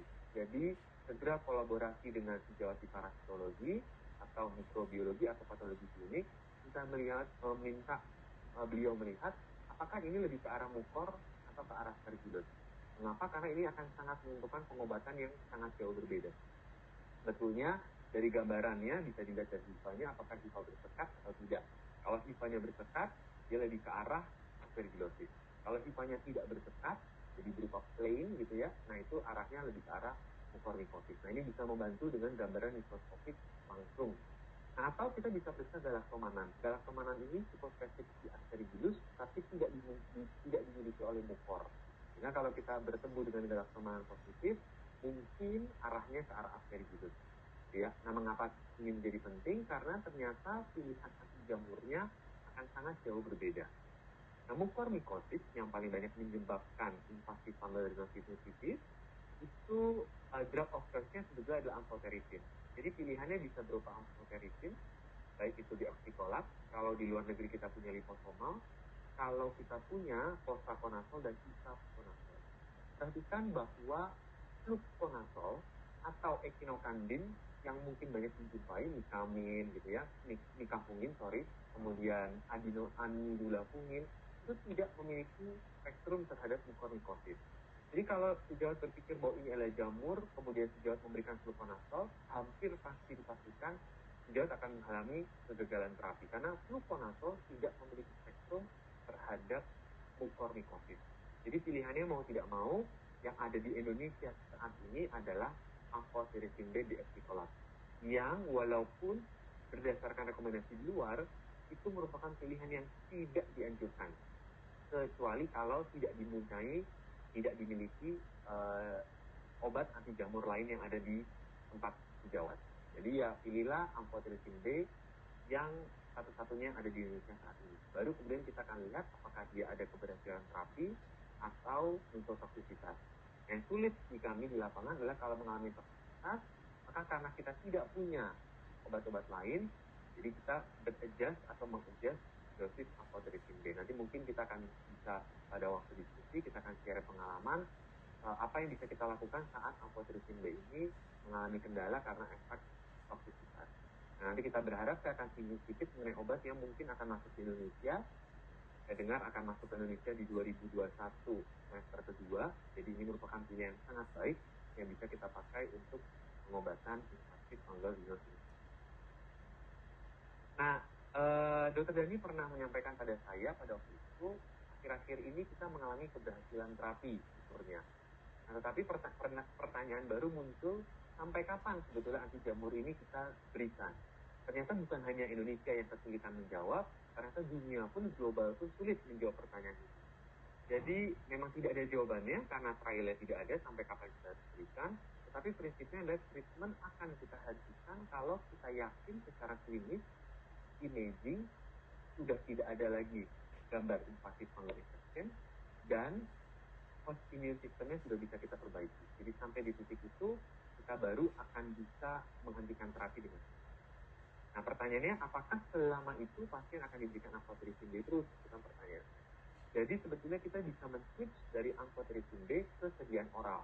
Oralnya pilihannya dua, bisa fosraconazole atau isavuconazole. Lagi-lagi bukan fluconazole, lagi-lagi bukan voriconazole.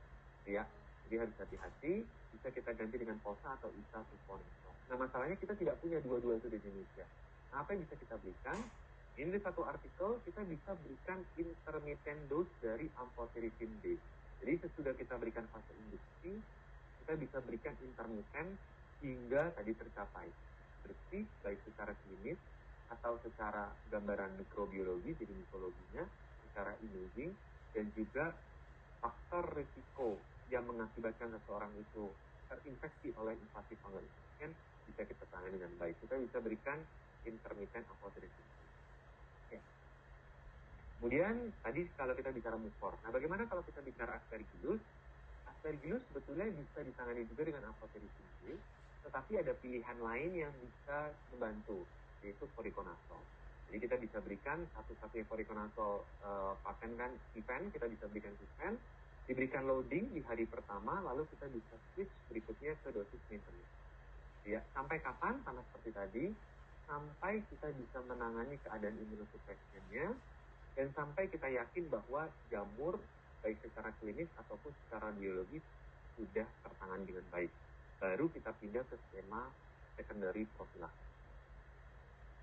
Baik, itu adalah untuk yang acute fulminant invasif. Jadi ringkasnya, sejauh bisa mulai dengan amphotericin B sambil menunggu patologi. Sesudah patologi keluar nanti hasilnya aspergillus, sejauh bisa ganti ke voriconazole. Lagi-lagi ya, saya tekankan bukan fluconazole, voriconazole. Tapi kalau dia mukor, voriconazole pun tidak bisa kita pakai. Kita bisa lanjutkan dengan amphotericin B yang sifatnya intermittent. Sampai nanti ada obat baru yang masuk ke Indonesia, harapannya tahun 2021. Saya akan singgung obat baru ini nanti di akhir presentasi. Yang kedua adalah kalau chronic granulomatosis invasive fungal rhinitis, sama penyebabnya bisa aspergillus atau non-aspergillus, tapi lagi-lagi intinya adalah complete surgical removal. Jadi peran sejawat THT akan sangat berperan di sini. Kalau aspergillus kita bisa kasihkan voriconazole, tetapi untuk yang kronik kita bisa pertimbangkan pemberian itraconazole karena kita tahu harga voriconazole sangat mahal. Kita bisa berikan itraconazole. Ini ada satu penelitian yang baik yang dikerjakan di India. Jadi tadi undangan untuk penelitian juga saya pikir sudah bisa disampaikan Dr. Dhani. Kita harus punya data lokal karena sebetulnya sebagai negara tropis kita mungkin akan bertemu dengan kasus yang jauh lebih banyak dari yang tampil di permukaan. Jadi di India mereka dibagi, mereka ada yang memberikan amphotericin B dan ada yang memberikan itraconazole. Ternyata outcome cukup baik. Jadi untuk yang kronik, sebagai alternatif, sejauh bisa berikan itraconazole, dosisnya 2 kali 300 selama 2 hari, selanjutnya 2 kali 200 selama 6 bulan. Ya, ini alternatif lain berdasarkan evidence yang ada. Ini hasilnya sama. Dan yang ketiga, terakhir dari prestasi saya akan menyajikan sedikit obat baru supaya kita menjadi lebih aware tentang kemungkinan obat yang ada di Indonesia yang namanya isavuconazole. Nama dagangnya adalah Cresemba. Isunya saya tanyakan akan masuk tadi semester 2 di 2021. Jadi isavuconazole ini unik karena dia bisa untuk aspergillus dan dia juga bisa untuk mucormycosis. Jadi ini sangat baik, pilihan yang sangat baik untuk invasive fungal rhinitis yang paling banyak diakibatkan memang oleh dua virus tersebut. Isavuconazole itu golongan asol, jadi kita tahu sebetulnya ada 5 golongan asol yang agak punya spektrum untuk invasi sebetulnya POSA dan isavuco. Sebetulnya di luar negeri sudah ada tersedia, POSA ini sudah ada, tapi POSA dibanding dengan isavuconazole masih lebih superior isavuconazole karena tidak membutuhkan therapeutic dose monitoring. Kalau POSA kita butuh therapeutic dose monitoring. Saya sajikan 2 trial. Yang pertama, Vorico dibandingkan dengan isavuconazole terhadap aspergillus. Trial secure, hasilnya sama. Mau diberikan isa maupun Vorico, bisa keduanya. Ini hasilnya, tadi trialnya sama, non-inferior. Dan yang trial yang kedua, yaitu untuk mucormycosis, isavuconazole, ini single arm open label case control analysis, dibandingkan dengan amphotericin di masa lalu. Jadi dia bukan head-to-head secara RCT, tapi dibandingkan dengan case control amphotericin di masa lalu. Dan ternyata hasilnya diberikan isavuconazole sama dengan amphotericin B. Tapi memang keunggulannya bisa ada sediaan IT dan oral, amphotericin B hanya IT saja. Kedua, efek toksisitasnya isavuconazole jauh lebih bisa ditoleransi dibanding dengan amphotericin B yang butuh pemantauan lebih besar. Jadi ini adalah akhir presentasi saya. Jadi menyimpulkan ada 4 step kalau kita mau mencoba untuk lebih sukses dalam men-treat invasive fungal rhinitis untuk memperbaiki morbiditas dan mortalitas pasien kita. Yang pertama adalah early diagnosis. Yang kedua, atasi predisposing risk factor, jangan hanya kita sibuk mengobati jamurnya. Yang ketiga adalah surgical debridement. Jadi nomor 1 dan nomor 3 titik beratnya sebetulnya ada di sejawat THT. Dan yang keempat adalah memulai antifungal secara cepat dan mengamati long term outcome sesudah kita memberikan antifungal pada pasien yang kita obati. Demikian praktis saya, mudah-mudahan apa yang saya sajikan bisa bermanfaat untuk sejawat sekalian. Saya kembalikan pada Kadar untuk cara berikutnya. Terima kasih Pak Kadar. Terima kasih Dr. Robert. Wah, sangat mencerahkan ya. Sekarang dengan adanya nanti insya Allah mungkin sudah masuk ya obat anti jamur yang terbaru yang toksisitasnya rendah tetapi bisa mencapai kedua jenis invasif fungi ya. Jadi kita bisa lebih bagus penata laksanaan ke depan. Mungkin para peserta bisa menanyakan melalui Q&A. Saya lihat di sini kita sudah langsung aja masuk ke pertanyaan. Beberapa pertanyaan ini baru satu yang masuk ini untuk Dr. Yohan. Saprophytic rhinosinusitis termasuk diagnosis yang mana menurut EPOS 2020? Apakah primer atau sekunder, lokal atau difus? Silakan Dr. Yohan.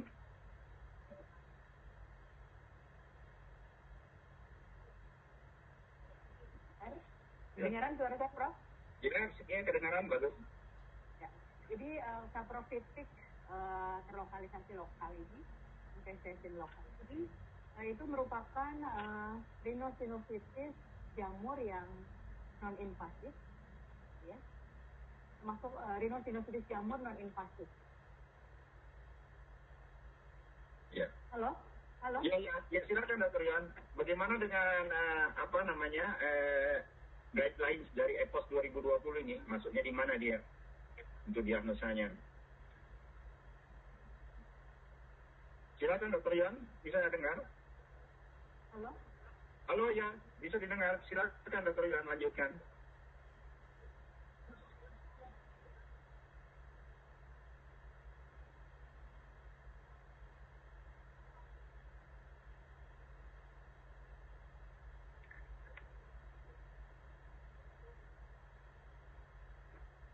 Ya, silakan.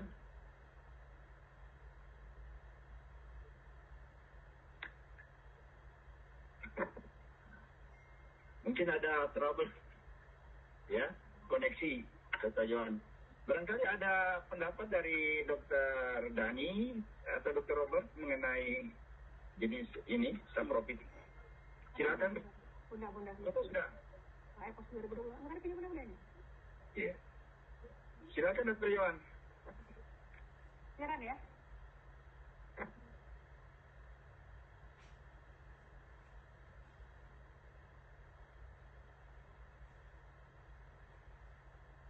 Bagaimana Dr. Yohan?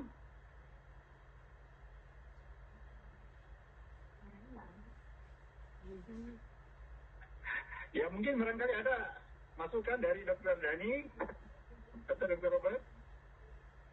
Silakan karena mungkin ada trouble dari Dr. Yohan. Iya, silakan Dok. Jadi jamur saprophytic itu biasanya jamur yang dia tumbuh di atas krusta biasanya. Jadi kita dengan mudah bisa membersihkan jamur-jamur yang sifatnya saprophytic karena dia biasanya ada pada kasus-kasus tumor misalnya pasca radiasi atau KNF pasca radiasi itu kadang-kadang di permukaan dari mukosa hidung maupun nasofaringea itu kita lihat ada seperti sebaran jamur. Itu akan mudah saja sebenarnya kalau jamurnya sifatnya saprophytic dengan dilakukan irigasi hidung. Jadi barangkali penata laksanaan cukup operasi, terus irigasi hidung atau irigasi hidung saja Dok? Irigasi hidung saja karena kalau yang saprophytic itu biasanya dia ya kebetulan aja dia tumbuh di atas krusta. Sedangkan kalau fungal sinusitis yang ada di dalam rongga sinus itu memang masih ada perdebatan apakah ini termasuk dalam kelompok mycetoma atau tidak, tetapi kalau dari WHO tetap mereka definisinya yang fungal sinusitis yang seperti kita biasa temukan ada di dalam sinus maxilla dan terisolasi itu kita sebut sebagai fungal sinusitis, dan itu memang harus dievakuasi oleh jamurnya. Yeah.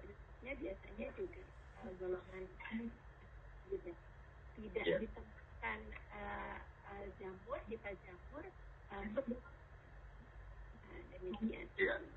Jadi perlu ada spesimen histopatologi dan juga ada kultur, begitu ya. Ya. Jadi pemeriksaan itu sebenarnya harus dua nantinya ya. Jadi menemukan semua ya. Jadi kita bisa melihat invasif tidaknya juga bisa dari histopatologi ya. Bagaimana Dr. Robert pengalamannya, silakan Dr. Robert. Sama seperti yang tadi disampaikan oleh Dr. Retno, sebetulnya tidak ada tambahan untuk Prof. Ya. Apakah semua kasus-kasus jamur itu memerlukan obat anti jamur, Dr. Robert? Saya persilakan. Ya, terima kasih Prof. Jadi tadi sebetulnya sudah disampaikan juga oleh Dr. Yusman. Jadi kita harus bedakan dahulu apakah ini yang invasif atau dia yang non-invasif. Kalau dia non-invasif, apalagi misalnya yang alergik, maka sebetulnya yang terjadi adalah reaksi imunitas tubuh terhadap adanya elemen jamur. Jadi obat utamanya bukan membereskan, mengobati dengan anti jamur, justru malah obat utamanya adalah obat-obat yang sifatnya misalnya dari steroid salah satunya. Jadi kita pilih dulu di mana mendudukannya. Kalau memang dia yang invasif, maka kunci utamanya salah satunya adalah anti jamur. Tapi kalau yang untuk yang non-invasif, ada yang membuktikan bahwa diberikan anti jamur dan tidak diberikan anti jamur ternyata tidak berbeda. Jadi yang utamanya adalah mengobati respon imun akibat antigen jamur tersebut. Demikian, Prof. Kada. Iya, karena saya dengar juga ada katanya topikal anti jamur yang dasarnya fluconazole, kalau saya nggak salah. Apa pernah dengar betul? Yang kayak nasal spray begitu. Tapi fluconazole isinya. Bagaimana ini? Karena pasti THT sering juga pasti tergoda untuk menggunakannya karena nasal spray. Silakan dokter. Iya, Prof. Jadi sebetulnya pada waktu itu juga pada waktu awal saya bekerja sama dengan Dr. Dani, kami sempat mencari apakah memang ada evidence penggunaan anti jamur topikal untuk mengobati infeksi-infeksi jamur di daerah sekitar THT. Tapi memang tidak ada evidence yang kuat untuk mengabarkan itu. Bahkan terakhir kali juga amphotericin D irigasi kita juga sudah menggunakan, Prof. Nah, sehingga kalau saya ditanya evidence, jawabannya memang tidak ada evidence yang selama ini menggunakan anti jamur topikal untuk mengobati rhinosinusitis akibat jamur. Mungkin Dr. Dani ada tanggapan, Dr. Dani? Ya, silakan Dr. Dani ya. Terima kasih Dr. Robert dan Prof. Sadar. Jadi benar, yang penting sebenarnya adalah klinis ya. Kalau kita memang klinis hanya melihat unilateral, kemudian tidak ada tanda nekrosis yang luas, karena nekrosis akibat sinusitis jamur yang non-invasif, fungus bola jamur itu bisa terjadi. Jadi osteomusinusnya tiba-tiba sudah sangat lebar gitu. Tetapi yang gold standard memang tidak akan perlu didapatkan hifa jamur submukosa pada sinusitis bola jamur. Nah, yang kadang-kadang malah yang menyulitkan buat jadi mislead adalah yang diperiksa adalah spesimen yang berada di dalam sinus maxilla, kemudian dikirim ke mikologi dan ditemukan aspergillus. Lalu hebohlah misalnya Prof. Retno atau Dr. Adah, ini ada aspergillus. Dipikir karena beliau tidak melihat di bagian mana aspergillus itu ada, tumbuh, tetapi kan tidak tahu ada di mana. Nah, yang biasanya pada fungus bol itu memang tidak pernah akan didapatkan aspergillus pada submukosa. Dia tumbuh sebagai penyebab dari sinusitis jamur, tetapi sifatnya non-invasif. Invasif dan non-invasif itu artinya hifa jamur akan didapatkan di submukosa. Biasanya kita akan meminjam slide PA, kemudian kita kirimkan ke bagian mikologi untuk dicek betul. Kalau memang dia invasif, maka hifanya juga akan didapatkan di submukosa. Jadi kalau memang bukan gambar sinusitis jamur invasif, memang tidak perlu diberikan obat anti jamur. Dan perlu dilakukan evakuasi material aspergillus atau apapun jamur yang ada di dalam sinusila. Kemudian Terima kasih Dr. Dhani. Ini ada pertanyaan lain yang hampir nanti kita gabung saja untuk semua pembicara. Itu yang bertanya tadi, bagaimana kiat-kiat atau tips supaya untuk pengiriman sampel untuk pemeriksaan kultur dan histopatologi, supaya mengingat sering sekali hasil pemeriksaan mikrobiologi maupun histopatologi tidak didapatkan jamur. Jadi medianya mungkin ya, media transportnya, cara pengambilannya. Jadi ini juga harus diyakinkan bahwa tidak ada kontaminan juga mungkin. Yang kedua mungkin hampir sama saja, itu tadi sudah terjawab saya kira ini, membedakan kasus rhinosinusitis. Oh ini, bagaimana kita membedakan kasus rhinosinusitis jamur baru dan kasus rhinosinusitis yang lama, atau jamur yang lama, berdasarkan keluhan pasien. Saya kira mungkin ketiga, ini saya tidak lihat pertanyaannya untuk siapa, tapi ketiga pembicara mungkin bisa. Saya persilakan mungkin Dr. Dhani ada tips khusus untuk kita media transport untuk apa? Untuk pengiriman mikrobiologi maupun histopatologi. Saya persilakan. Ya, pengiriman pemeriksaan jamur langsung maupun biakan jamur itu seluruh material yang kita angkat, baik pulsa maupun jaringan, dimasukkan ke dalam NaCl. Jadi kalau kita misalnya operasi debris semangnya itu di luar jam kerja, ini bisa dimasukkan ke dalam lemari es, bukan di freezernya, tapi lemari es suhu berapa 20 derajat ya. Kemudian kalau untuk jaringannya, untuk histopatologi, walaupun kita memang sudah berkali-kali mengangkat, tapi tetap saja memang kadang-kadang sulit. Contohnya kasus yang NKT sel lymphoma yang ini, itu 3 kali pemeriksaan histopatologi baru kita mendapatkan gambaran NKT sel. Jadi prinsipnya adalah mengambil jaringan yang ada di perbatasan. Jadi jaringan sehat yang berbatasan dengan jaringan sakit, dan harus cukup dalam mengambilnya untuk mendapatkan pemeriksaan sel histopatologi yang baik. Mungkin dari saya demikian. Mungkin ada dari Dr. Yohan pengalaman. Dr. Yohan, silakan, mereka sudah bisa koneksi, Dr. Yohan. Silakan Dr. Yohan. Masih terapung barangkali koneksinya. Sudah kedengaran, Prof? Kedengaran nggak, ya, Prof? Ya, silakan Dr. Yohan, silakan. Sudah ya, Prof ya. Ya. Saya akan mencoba menjawab pertanyaan yang pertama tadi. Ya. Jadi tentang apakah saprofisit ini termasuk dalam kategori primer atau sekunder pada EPOS 2020? Sekunder ya, EPOS ya. Ini kalau dari EPOS 2020 sebenarnya saprofisit itu tidak termasuk keduanya. Karena dia memang tadi seperti yang dijelaskan oleh Dr. Dhani, memang dia memang non-invasif, letaknya memang superficial sekali, dan biasanya menempel pada lendir yang mengering atau bekuan darah yang bisa dilihat pada saat melakukan endoskopi. Jadi cukup visualisasinya secara endoskopi. Jadi pada pasien-pasien setelah operasi ataupun pasien-pasien dengan KFF dan sebagainya. Jadi tidak termasuk dalam kategori yang primer maupun sekunder. Kemudian pertanyaan berikutnya tentang ini ya, Prof, tentang cara pengambilan sampel. Jadi memang betul kita kadang kesulitan ya, apalagi kalau memang bukan di jam kerja. Jadi memang biasanya kita ambilnya 2 gitu dengan media transportnya. Yang pertama adalah kita taruh di dalam NaCl, ya, baik itu lendirnya atau kemudian lendir perustanya ya, kita taruh di NaCl, itu bisa ditaruh di kulkas dulu, bukan di freezer. Kemudian nanti keesokan harinya baru bisa kita serahkan kepada mikrobiologi ataupun histopatologi. Kemudian yang kedua, dengan ditaruh di media transportnya adalah dengan formalin. Biasanya jaringannya itu kita berikan kepada histopatologi untuk melihat apakah invasif atau non-invasif seperti itu.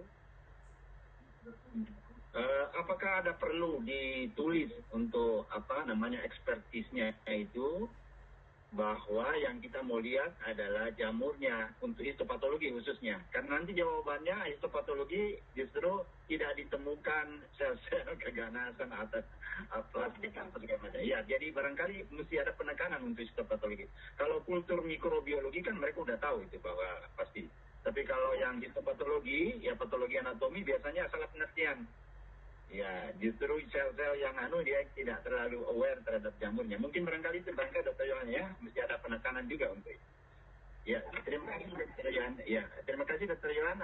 Terus ada juga ini pertanyaan yang mengatakan bahwa pada kasus tertentu yang sudah dioperasi sebelumnya, terus datang lagi beberapa bulan, permasalahan yang sama, ini bagaimana? Apakah bisa kita curigai suatu rhinosinusitis jamur? Atau bagaimana? Silakan mungkin Dr. Yohan juga sekalian. Ya, jadi kalau misalnya pada pasien yang lama gitu ya, yang sudah dilakukan terapi secara akurat, kemudian juga sudah dilakukan operasi, kadang kita mencurigai kenapa nih kok kambuh ya gitu ya. Mungkinan ada faktor-faktor yang lain seperti itu.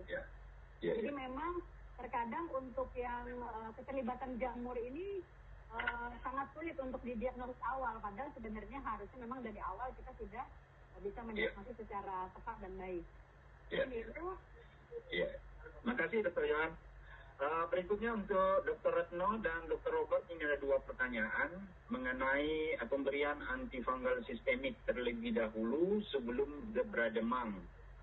Sebaiknya dilakukan untuk memayungi karena tindakan gebra demam yang kita lakukan berisiko terhadap penyebaran tromboemboli jamur. Terus yang kedua, apakah sebelum pemberian amphotericin B perlu dilakukan ehokardiografi seperti persiapan kemoterapi karena ampo dapat bersifat kardiotoksik terutama pada pasien DM dengan permasalahan jantung. Saya persilakan Dr. Dani dan Dr. Robert. Dr. Dani dulu, silakan Dok.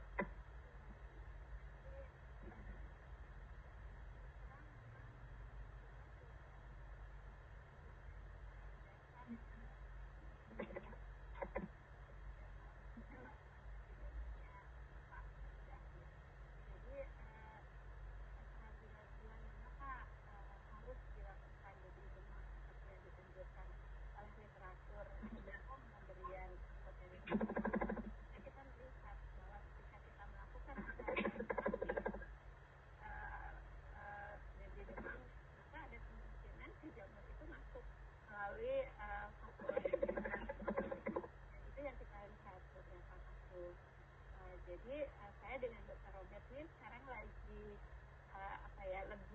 lebih fleksibel. Kadang-kadang kita masuk ke bikin jadi seperti sandwich itu, kemudian kita lakukan debri demam. Kemudian juga pada kasus anak yang umur 6 tahun itu juga dimasukkan dulu 2 minggu, lalu di debri demam, lalu ditambah lagi amfobinya 1 minggu. Jadi itu membuat kita jangan sampai ketika kita masih melakukan debri demam, karena yang betul-betul kita melakukan adalah full house test, dan kalau bisa sampai mengangkat maksila, jadi seperti melakukan maksilektomi gitu. Jadi benar-benar total maksilektomi kalau memang terbukti palatomnya sudah selesai, maka kita pasti melakukan total maksilektomi, tetapi yang lebih mudah lah. Karena hanya disungkil-sungkil gitu ya, diungkit bisa lepas. Kadang-kadang saya juga mengerjakan mengangkat alat ospalatin yang tersisa gitu juga di poliklinik gitu. Jadi di spray dulu pasiennya. Tapi tergantung dari pasiennya juga. Itu dari ini berdasarkan pengalaman saja. Mungkin dari Dr. Robert bisa menambahkan, silakan Dr. Robert.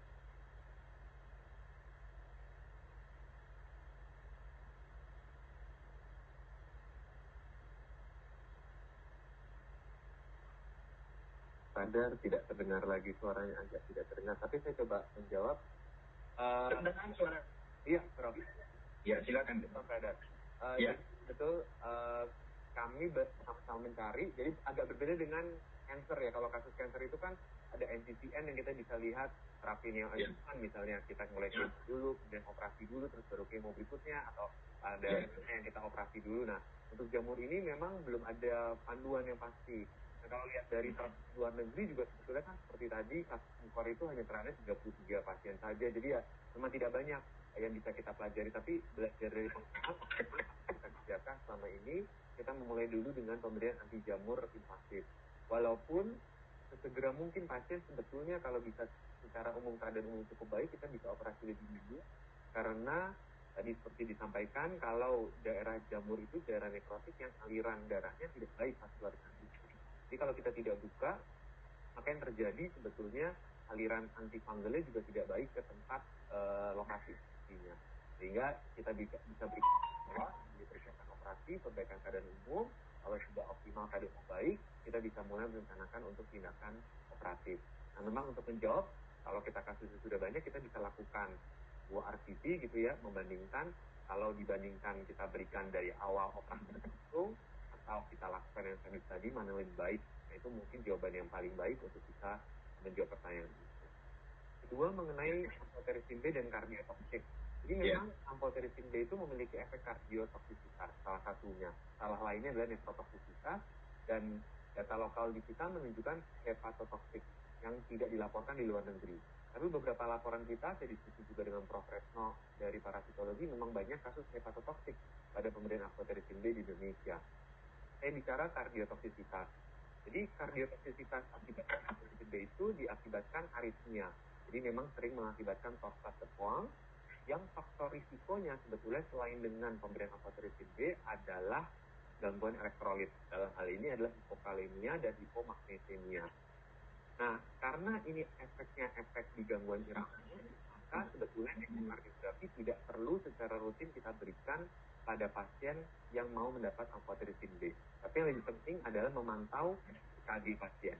EKG baseline, apakah ada perpanjangan QT interval, dan kemudian kita pantau serial saat pasien sedang menjalani atau mendapatkan amphotericin B sambil memantau elektrolit dengan ketat, kalium dan magnesium utamanya. Jadi kalau pemberiannya nanti setiap hari pada waktu awal kita akan cek kalium, magnesium. Jadi baru kalau pasien ternyata adaptable dengan keadaan itu, kita bisa jarangkan pemeriksaannya misalnya 2 kali seminggu atau menjadi 3 kali seminggu. Jadi kata kunci utamanya adalah pemantauan irama jantung. Jadi pemantauan EKG dan juga pemantauan kelainan struktural. Kalau memang memungkinkan dilakukan ekokardiografi boleh, tetapi jangan sampai hanya karena ekokardiografi tersebut menunda pemberian anti jamur yang sebetulnya efek toksisnya bukan pada struktural tapi pada kelainan irama jantung. Demikian Prof. Radar. Ya, terima kasih Dr. Robert. Saya kira juga pertanyaan lain yang hampir serupa sudah terjawab dari tadi Dr. Robert. Ya, selanjutnya saya maju ke pertanyaan yang lain untuk Dr. Yohan. Bagaimana cara pengambilan sampel preparat jamur yang baik? Jadi cara ngambilnya ini mestinya barangkali. Dr. Yohan, saya persilakan. Tadi transportnya, sekarang cara mengambilnya. Silakan Dr. Yohan. Ya, terima kasih Prof. Kandar. Jadi memang tadi hampir sama sih sebenarnya pertanyaannya ya Prof. Iya. Jadi biasanya kalau misalnya pasien ya kita curigai dengan adanya rhinosinusitis jamur, kita bisa mengambil materi jamur itu sendiri baik di rongga hidung maupun di rongga sinus, terutama pada saat operasi. Karena memang tadi juga Dr. Robert sudah mengatakan juga bahwa dari awal kita harus kita diagnosis awal apakah ini non-invasif atau invasif. Biasanya pada yang non-invasif itu biasanya kita langsung melakukan tindakan operasi. Jadi bisa misalnya kayak saprofitis, kita bisa langsung mengambil materi jamurnya dan dengan diekstraksi saja ataupun dicuci hidung. Kemudian yang fungus ball juga seperti itu, bisa kita langsung ambil materi jamurnya. Kemudian baik dari dilakukan tindakan operasi, PES ya. Begitu juga dengan alergi fungal, seperti itu. Jadi biasanya kita ambil materi jamurnya yang kelihatan secara endoskopik, baik itu di hidung maupun di sinus. Kita ambil lendirnya, kemudian krustanya ya dimasukkan ke dalam media transport, dalam NaCl. Kemudian jaringannya beberapa kita masukkan ke dalam cairan ini apa namanya apa sih?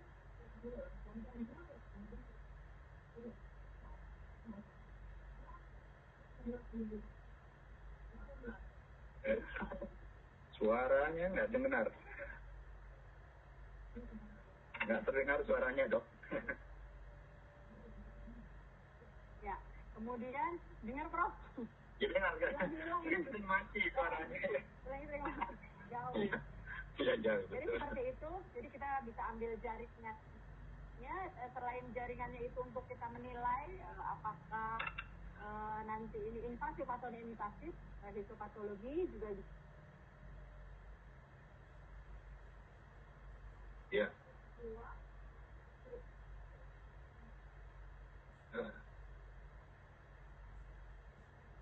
Lagi trouble lagi ya. Saya lanjut aja ke pertanyaan berikutnya. Ini untuk Dr. Dhani barangkali ya. Black SR. Apakah jaringan itu representatif untuk dipakai sebagai spesimen biopsi? Jadi ngambilnya itu yang hitam itu, Dok. Saya persilakan Dr. Dhani.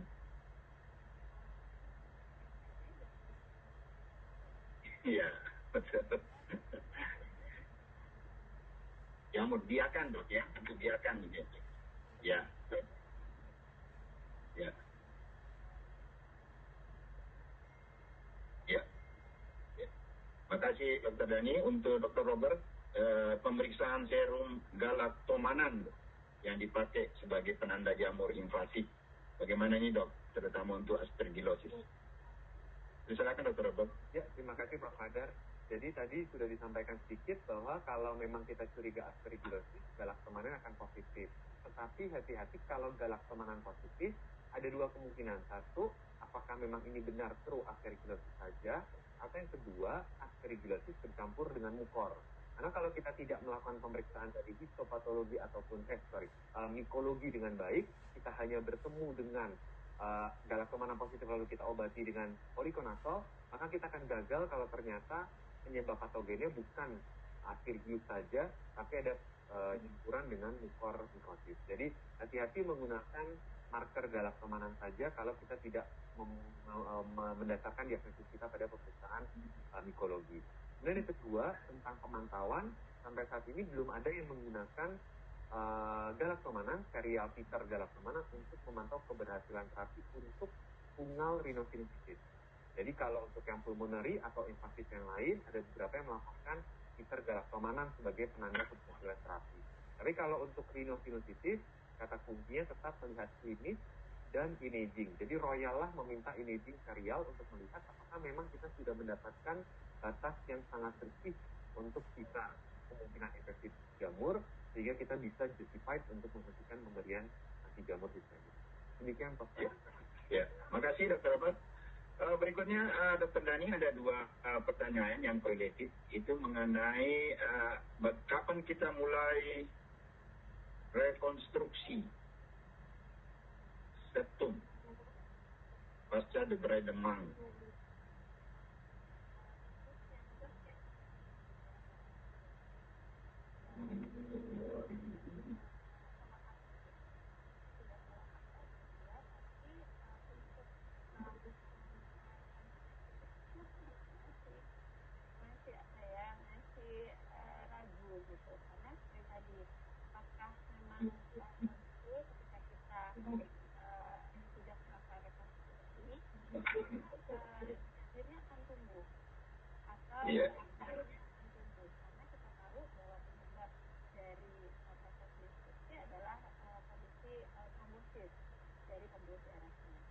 Jadi itu yang dua kasus, yang satu confirm kandida parasitomatosis, yang kedua itu curiga aspergillus karena sudah terkonfirmasi pemeriksaan psikologinya itu masih diobservasi jangka panjang, belum dilakukan rekonstruksi pada septum dengan makan parasitomatosis. Demikian. Ya silakan Dok. Silakan Dok. Dr. Dhani, silakan.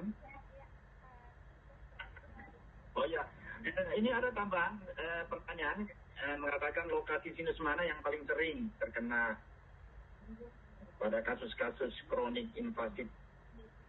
Terus yang ya.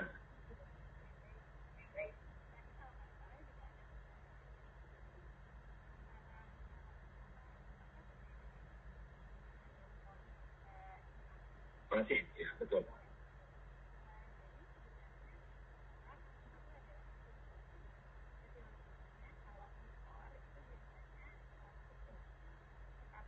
Ya.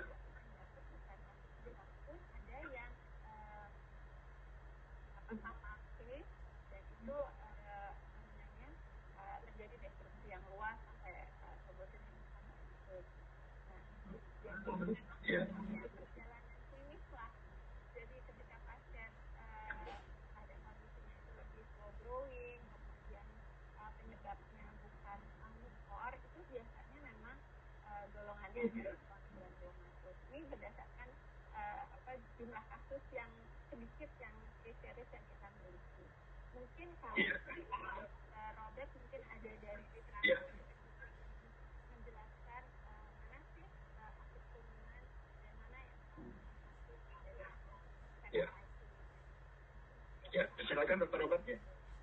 Ya, terima kasih Dr. Dani. Tadi Dr. Dani sudah menyampaikan sih batasannya yang memang seperti yang Dr. Dani sampaikan, tapi kemudian dibantu oleh batasan waktu ya dok. Kalau yang kronik kan di atas 12 minggu atau 3 bulan. Dan dia bertahan ya. Saya pikir tidak ada perbedaan yang terlalu spesifik dengan apa yang disampaikan oleh Dr. Dani tadi. Terima kasih Prof. Karna, Dr. Dani. Ya, makasih Dr. Robert, Dr. Dani. Saya lihat ini sudah tidak ada lagi pertanyaan ini. Mungkin ada tambahan barangkali dari Dr. Yohan tadi sering-sering terputus. Ada yang mau disampaikan? Silakan Dr. Yohan. Oh ya, silakan Dr. Dani.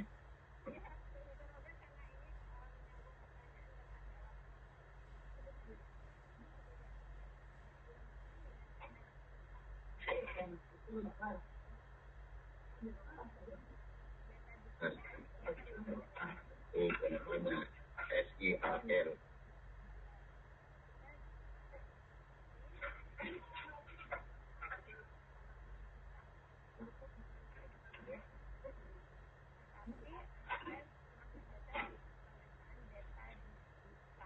Beta diglukan.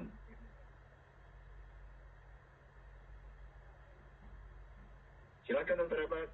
Ya, terima kasih Dr. Dani, Prof. Kadar. Jadi dua-duanya memang merupakan biomarker untuk infeksi jamur, tetapi berbeda penangkapan spesiesnya. Jadi beta-glukan itu lebih general, bisa untuk Aspergillus, bisa juga untuk Candida. Sementara Candida tidak akan positif dengan pemeriksaan galaktomanan, karena yang ada di Candida adalah antimanan. Gitu ya. Jadi dua-dua biomarker, yang satu lebih umum, lebih broad, yang beta-glukan. Tapi kalau yang spesifik untuk yang galaktomanan positif, salah satunya adalah Aspergillosis. Ada banyak jamur lain yang juga positif dengan galaktomanan gitu ya. Mukor itu tidak positif di galaktomanan, sehingga ya tadi saya sampaikan kalau memang kita bertemu dengan mukor, kalau galaktomanan yang negatif ya kita bisa mungkin curiga lebih tinggi bahwa ini adalah mukormikosis. Jadi karena yang disasar adalah dinding yang galaktomanan tersebut yang tidak dimiliki oleh Candida dan juga tidak dimiliki oleh mukor. Mungkin itu dari Dokter. Mungkin Dr. Yohan, silakan Dr. Yohan. Mungkin ada tadi yang perlu lebih dijelaskan karena tadi ada sedikit gangguan koneksi. Ya. Kedengeran, Prof? Kedengeran sudah, bagus. Jadi memang tadi pertanyaannya bagaimana cara mengambil ya jamurnya gitu ya.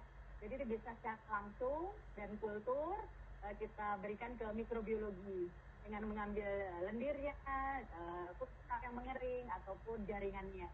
Biasanya dimasukkan ke dalam media transportnya, NaCl 0,9%. Biasanya kalau bukan pada jam kerja, kita bisa dimasukkan ke dalam kulkas juga, baru keesokan harinya kita serahkan. Dan kemudian yang untuk histopatologi, patologi anatomi, bisa kita masukkan ke dalam spesimen formalin ya, untuk mengidentifikasi sifat jamurnya. Memang kadang-kadang kalau misalnya kita nggak pakai catatan, dia nggak kasih tahu ya, Prof ya. Jadi memang kita harus lebih mendetail apakah ada sifat jamur, dia ini invasif atau non invasif, seperti itu. Mungkin itu. Dan prinsipnya memang tadi ada pertanyaan juga sebenarnya kapan, apakah harus kita lakukan terapi dulu gitu ya untuk non-invasif, apakah langsung dilakukan tindakan operasi. Sebenarnya kalau yang non-invasif, namanya saja non-invasif, dia tidak menginvasi mukosa, submukosa, pembuluh darah ataupun tulang, biasanya bisa kita lakukan dengan teknik untuk mengangkat semua material jamur, baik lokal maupun dengan melakukan operasi. Hal ini berbeda dengan yang invasif seperti itu. Mungkin itu. Yeah. Dan obat-obat yang anti jamur itu untuk non invasif tidak diperlukan. Ini belum ada lagi pertanyaan berikutnya, tapi mungkin barangkali kita bisa sharing bagaimana kira-kira dari Dr. Dani, Dr. Robert maupun Dr. Yohan itu khususnya untuk yang invasif, penggunaan amphotericin D untuk dilakukan pembilasan. Jadi bagaimana sih dosisnya? Misalnya nasal irrigation dengan tambahan amphotericin yang tidak melalui IV tapi justru dia topikal. Bagaimana? Silakan makanya Dr. Robert dulu. Jadi ya Prof yang ya, terima kasih. Bagaimana Dr. Dani?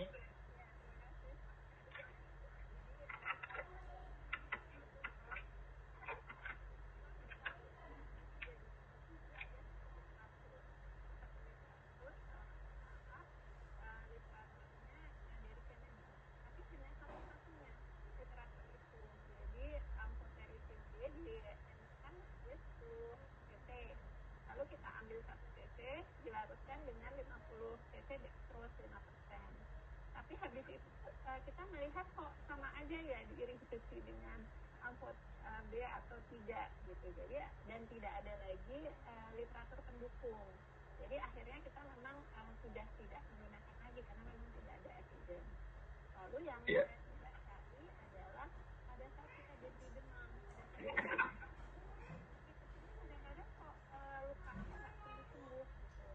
Saya berpikir apa ada ya dalam proses demam bisa membantu wound healing yang cepat. Dan satu literatur dari Nigeria, literaturnya ya, memang bukan bukan lah ya, tapi kita melihat.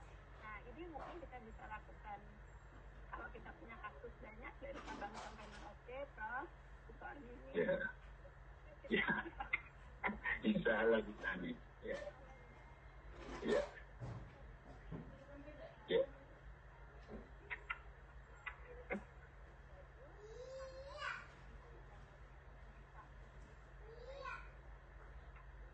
Ya. Ya. Bagaimana Dr. Robert ini karena pemakaian topikal begini, apakah ada macam-macam precautionnya yang sama dengan kalau IV atau apa, atau ada kekurangannya justru menyebabkan hal-hal yang tidak diinginkan karena dia kan pasti low dose. Saya persilakan Dr. Robert. Ya, terima kasih Prof. Adan, Dr. Dani. Jadi memang untuk topikal tidak banyak referensi yang ada di luar, tapi kalau untuk karena dia tidak masuk ke jaringan sistemik yang kita harapkan ya Prof. Jadi memang efek sistemiknya sebetulnya efek sampingnya tidak kita harapkan setinggi efek samping kalau kita berikan secara IV. Tentang dosis tadi mungkin Dr. Dani bisa cerita pengalaman, tapi sebetulnya sejak yang pertama kali saya bergabung berkolaborasi dengan Dr. Dani, kita tidak lagi memberikan amphotericin dalam bentuk topikal, jadi ya kita tidak bisa cerita apa yang dialami oleh pasien-pasien selama ini. Ya, kan Prof. Adan. Ya, makasih Dr. Robert. Dr. Yohan barangkali ada pengalaman? Prof. Sadar, jadi memang kalau di literatur juga sangat sedikit sekali yang menjelaskan tentang topikal amphotericin D untuk penggunaan sisi seperti itu. Tetapi ada beberapa literatur sih, tapi memang memerlukan penelitian lebih lanjut. Karena memang untuk yang invasif kan, bukan untuk non-invasif seperti itu. Ya, dan memang juga nanti kebanyakan ketelan juga ya. Kalau irigasi itu yang dikhawatirkan yang ketelannya banyak. Ya, karena tidak semua orang pintar-pintar melakukan irigasi hidung ya. Ya, jadi itu perlu barangkali jika nanti ada penelitian dan mungkin kalau memang bagus ya, kan tadi ada preliminary katanya tidak